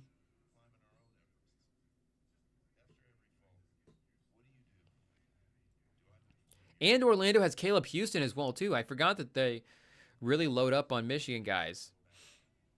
Was there a Nick Stauskas run? Trey Lyles, I think? Or not Trey Lyles, chat. My bad. Whoa.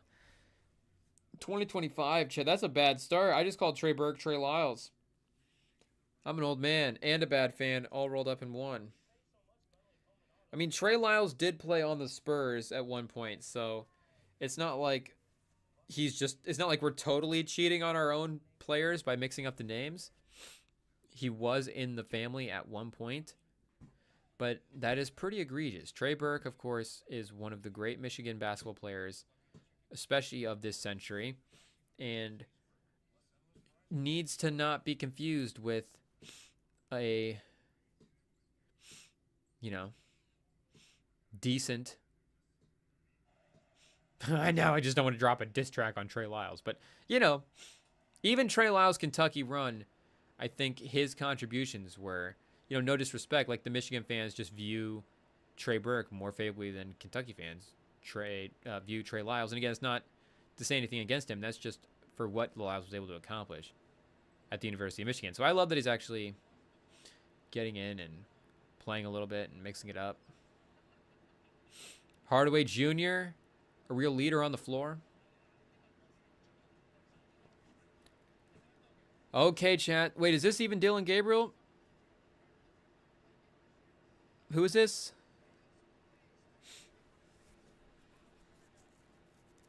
Who just checked in, chat? Somebody's got a big smile on their face. Does he think they trust him more? Or does he think that they've just totally given up at this point?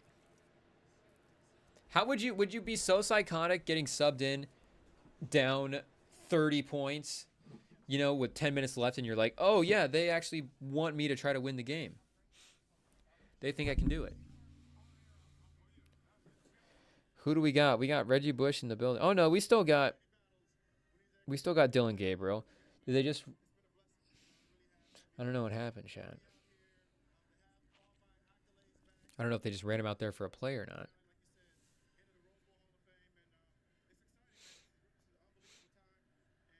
I mean, just save Dylan Gabriel for the NFL at this point. He's the next Bo Nix. He's in the pipeline.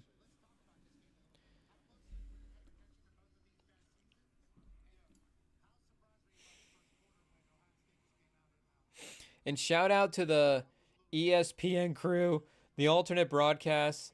I mean, we thought we were going to be involved as well, chat, in one of the bigger college football games of the year, the rematch, the chance for these two teams to potentially be viewed as the national title favorite, headed into the semifinals, have the nation's respect on your side.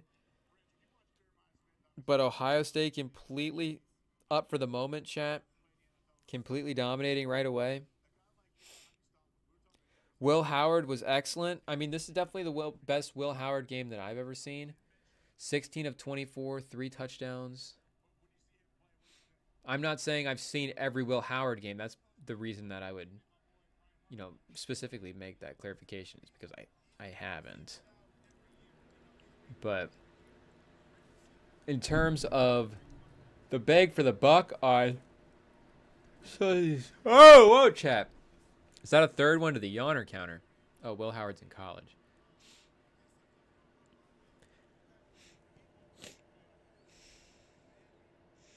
Maybe they need to bring in some new recruits, some new blood. And then I'll stop yawning. I'll be back interested again.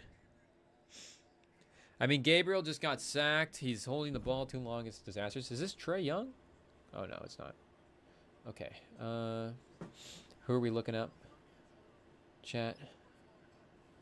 I forgot. Oh. Will Howard. That's what it was. Okay. What has been Will Howard's best game this year? And wasn't Will Howard the Kansas State quarterback that had that? Did he also upset Texas as well? Yeah, he was Kansas State quarterback. Who did he upset?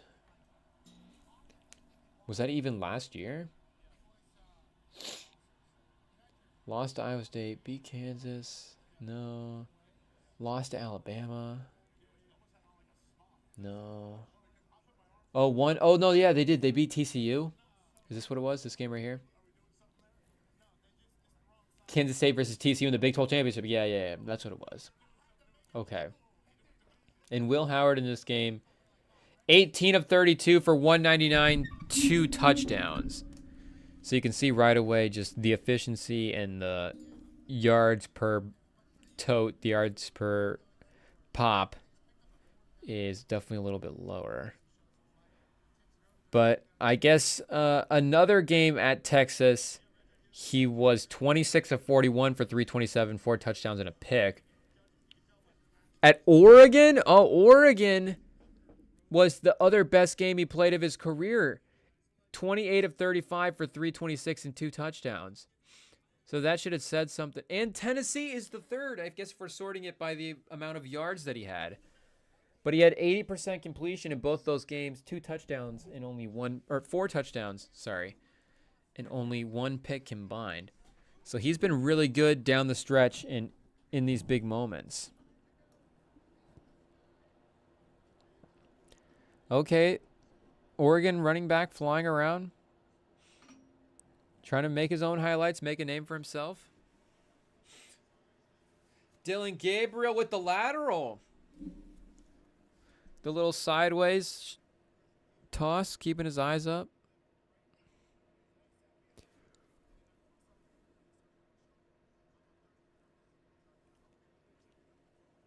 First and goal, chat.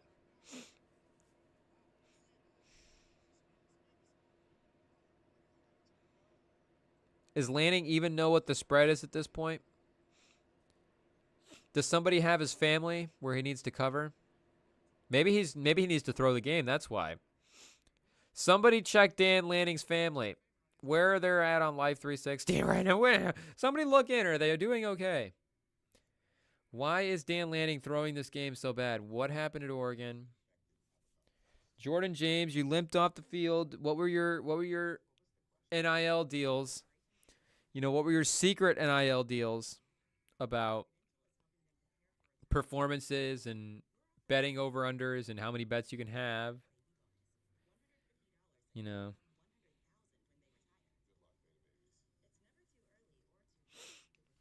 In chat, the Pistons have even started to pull away in this game. 60 seconds left. They're up by 14 in the first half. You know that in the NBA that's definitely comebackable. You can definitely make that a reasonable game in just a matter of shots. Cade Cunningham, sorry. Another 3. Who would you rather have?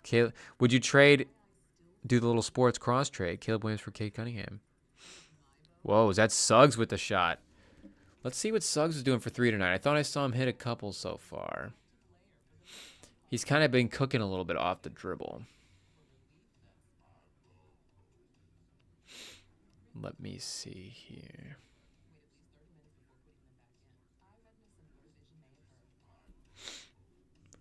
Okay, yeah. Oh, he's only 1 for 2. Okay. He's not firing away too much. Only 2 for 7 from the field. So not actually having a great game. Really just firing up difficult shots, I guess. And making it look cool. But let's get back to what we were talking about with the bowl games. Oh, and I hate that we keep going back to the same schedule, chat. The schedule doesn't work. Oh, I guess, but we are in the playoffs. So I guess this does work now. Okay, it's clutch. I'm not smart. Why can't I just access the Gamecast from right there? Oh, well, it's okay. I think we can do it from up here. Yeah, here we go. Bet.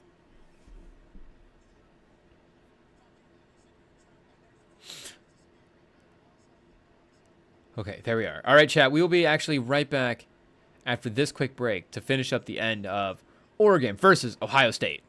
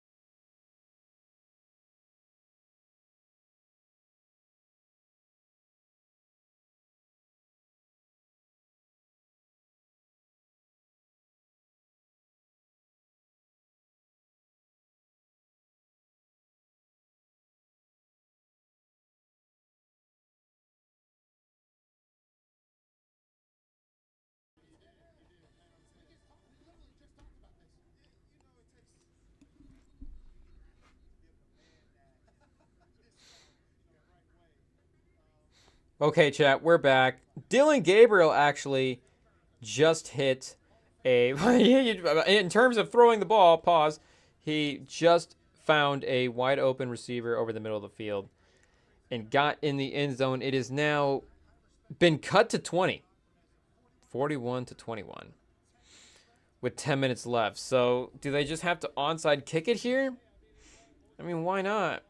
They've literally asked Reggie Bush what he was doing in his day-to-day, and Reggie Bush just said he's like going for jogs and stuff. So at this point, I think Oregon's got to read the room and just know people are losing interest. You got to... Oh, he stumbles and fumbles. No, he gets it back.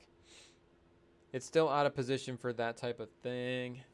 Okay, we have time. Let's switch to NBA game 2. Pistons go into the half up 16, 65-14. Jazz versus Knicks.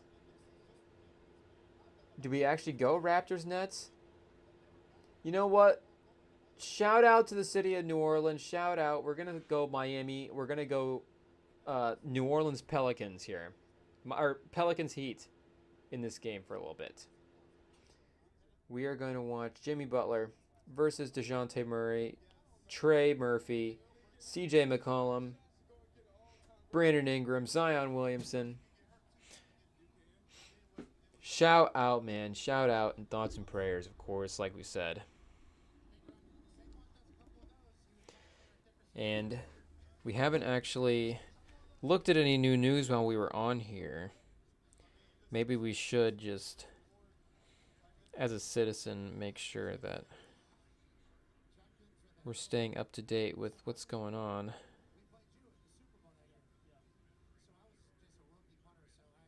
Okay.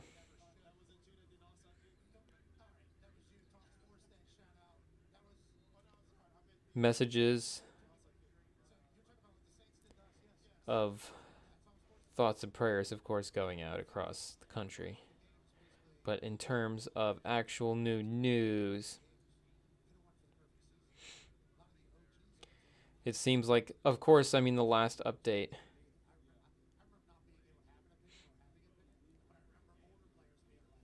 something about, because right now they're, talking about whether or not he was working alone is kind of the main concern. Because the actual suspect himself, of course, was terminated on the scene. So if there's anybody else in the mix, of course they're trying to track him down. But let's see here.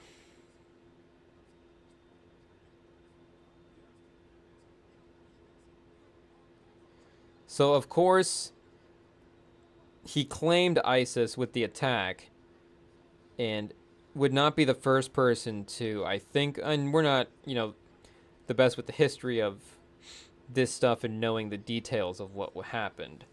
But the first of claiming maybe something in the name of something, but not being attached to a greater whole sort of effort.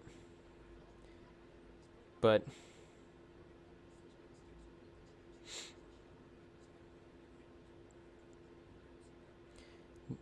of course, with things going on, it does seem like, those smaller groups and individuals are maybe popping up more and more. But as of right now, it doesn't seem like any new details, at least what we're scrolling through here. Words from Darren Rizzi, the Saints, interim head coach as well. But I think at that point, I think we know it's just time to wait and see what the officials have to say. Okay, and this game is going to have to end soon, chat, because we've definitely been holding a poop in for this whole time. A scatta poop, but it's getting to the point where we may just have to make a call. I don't know, do we just keep the stream on and just say bathroom break? Like, we may have to, chat. It's at the point where it's like, what do we do? You're witnessing us in real time make a decision. I mean, we may be able to fight it off, but we'll just see, chat. We will just see. If I can find a way to... That would be too risky to go remote and try to stream at the same time. It'd be too wild. What are we, Shannon Sharp? We're not going to do that. The question is, do we stay? I mean, of course, I think we stay on for the end. I mean, is that what type of game this is, chat? Do we literally just go in and go to the bathroom right now? I mean, this could be bad. This could be a minute for every point left in this comeback. 20-point game? I mean, this could be a 20-minute poop. You never know. It's got... I mean, this is... Oh, chat, this might be the New Year's. You never know. I don't think it's all the New Year's. 4th and 9. They're punting.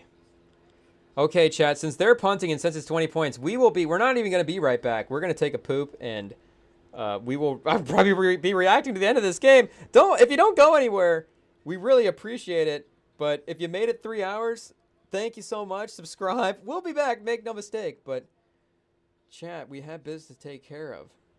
Can we fight it off? I'm doing the best I can, chat. This isn't live time. It's just me being open and honest.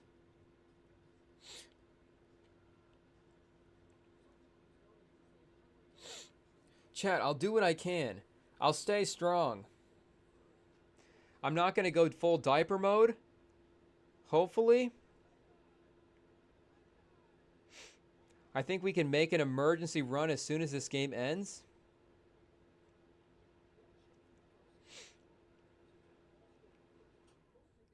We'll just see what happens. We should...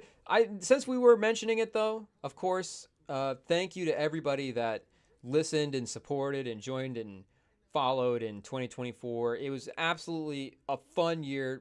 Every year is just, continues to be the most fun year we have working on the pod. I guess that's just the thing about working with your friends. When your co-host is Sam people, I mean, make no mistake. I think you would all have the same experience working with a guy. If you work with great people, it's always going to be a great time. And you have great people on the pod, you have great people in the chat. It's a great environment with the people that have always, managed to find and stumble onto the Rem and Sam pod. It just seems like as the community grows, more great people, the people that come on the pod every time, it's just always a great chance when, we get to talk to somebody. The games, we just always have a fun time watching sports. We're degenerate sports fans, so the fact that we actually get to share that fandom with a great community like you guys is awesome as well, too. So, I know we said it in 2024, and unfortunately, YouTube said, no, don't leave it up. Take it down. And I didn't even realize it, too, but they cut the stream off early. We didn't have the proper things, I guess, pulled up on the software that we were using. And, yeah, New Year's Eve chat, the pop-out did not go as planned. But 2025, our goal, not to get striked out for a week. And hopefully stay strong going with the live streams here. Keeping up with the latest in sports, the latest in music, chat. I mean, January is going to be a crazy music month. We've got Mac Miller. We've got The Weeknd. We've got Lil Baby all dropping this month. They're going to be cute. Those are going to be queued up right away. We're going to be reacting in the moment. We're going to be having a good time. So, and it'll just continue all year as well, too, chat. And maybe there's... a couple more things that we're working on. Like we said, you just never know, chat. You just got to subscribe and stay tuned and follow and just join what is turning into one of the greatest communities in the internet, chat. Just in places where there are communities, maybe. Who knows, chat? I think if we did the power ranking, I think Rem and Sam Pod would definitely be up there. We always have such a great time. But look at that. I mean, I had such a great time just expressing our appreciation for and love for the chat that I don't even have to poop anymore. We crossed over the curve. I think we're out of the red now. 548. I mean, we could definitely get hit with a wave and an urge again, but who knows? 540. As the clock ticks, we're not only waiting for the game to end so we can get put out of our misery of watching Ohio State have such a dominant performance and the fan base being happy, the players puffing their chests like they're the best in the nation. Like, I just, I want to turn it off, chat, and just get to watching basketball. But make no mistake, I want to be doing it on the toilet. Apparently, we did not plan properly. Do we have to go, like, do we have to find, like, laxative beforehand? Just clear out? That could get tricky, though, if it doesn't quite time up properly, and then now we're really dealing with the situation. I think we just got to keep the diet. I think we just got to keep the diet strong and not just do a New Year's Eve every night that we're going to do a live stream for a game the previous night. We just got to maintain maybe some responsibility. Maybe we actually do have to behave ourselves, chat. And we won't get... I mean, does McAfee have to poop? How does McAfee not have to poop? It's been 3 hours and there's been nothing else to think about. What happens, chat? I mean, I'd be the type of guy that I'd be called to do a game and it's like at halftime, I'm like, okay, let me go. I guess at halftime you got to be on camera. But like if I'm doing an all broadcast and they get to cut to the halftime crew, like I make no mistake, there's definitely a situation where I'm not making it out at halftime. Halftime's like 15 minutes, chat. I mean, I could probably rush through a poop in 50. I mean, we can all, do what we have to do in certain. We can step up in certain situations when we have to, but I mean, typically, I'm not gonna say I'm going over 15 minutes every time for sure, chat. But that's a good average range, I think, for. Now, I guess it is a workplace poop, so a 15-minute workplace poop, and I guess 15 minutes in a work bathroom is, that could go by pretty quick. I mean, how many times have you stumbled into a bath? I mean, how many phone and vape breaks have been taken in a work bathroom across the nation for longer than 15 minutes? But, an actual on the shift, like, it's not even like, oh, I can't be pooping for 15 minutes on the clock. Like, I got to be a responsible employee. But it's just like, do you want to be in your work's bathroom on the toilet that long? And again, you want to be in there just chilling, hanging out, not doing anything. At least in the work bathrooms that I'm in. And I'm assuming, like seeing shows like The Office and stuff, like, you don't necessarily want to be in there. Like, if you want to go in there to, do the deed, chat, maybe your own bathroom, you got to pull a Creed and start negotiating to get into other territories in other spots. Creed, I guess, took a different route than maybe some people, but still was able to get the same result at the end of the day. But not that that was what people were going for. That's not what we're saying. But things are getting disastrous, chat, when games go up 20. We just got to focus on football. 2025, focus on the sports.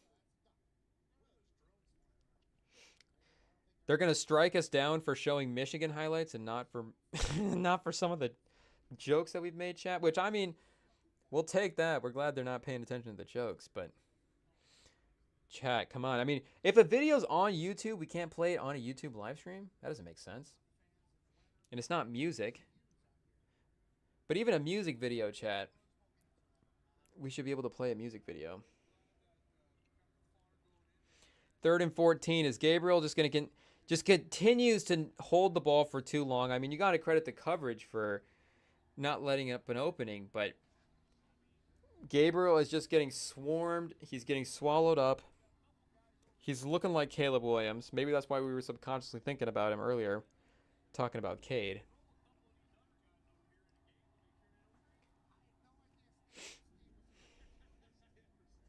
And where's New Orleans at in the draft right now? Like, this quarterback is, I'm watching the Pelicans play, like we said. Quarterback's going to be in an interesting spot entering that city. If they were, what if they were able to get Shador, Chad? Who knows how the draft cycle shakes out for these guys. Okay, Ohio State gets the ball back with 4 minutes to go. Up 20. Chat, I think we might have to call it there. I think the waves are going to hit, and I think it's just going to be contraction at this point. I'm just going to give birth to this turd. It's just going to happen. Is my water breaking? I think the water is breaking, chat. I think we're just going to have to call it right there.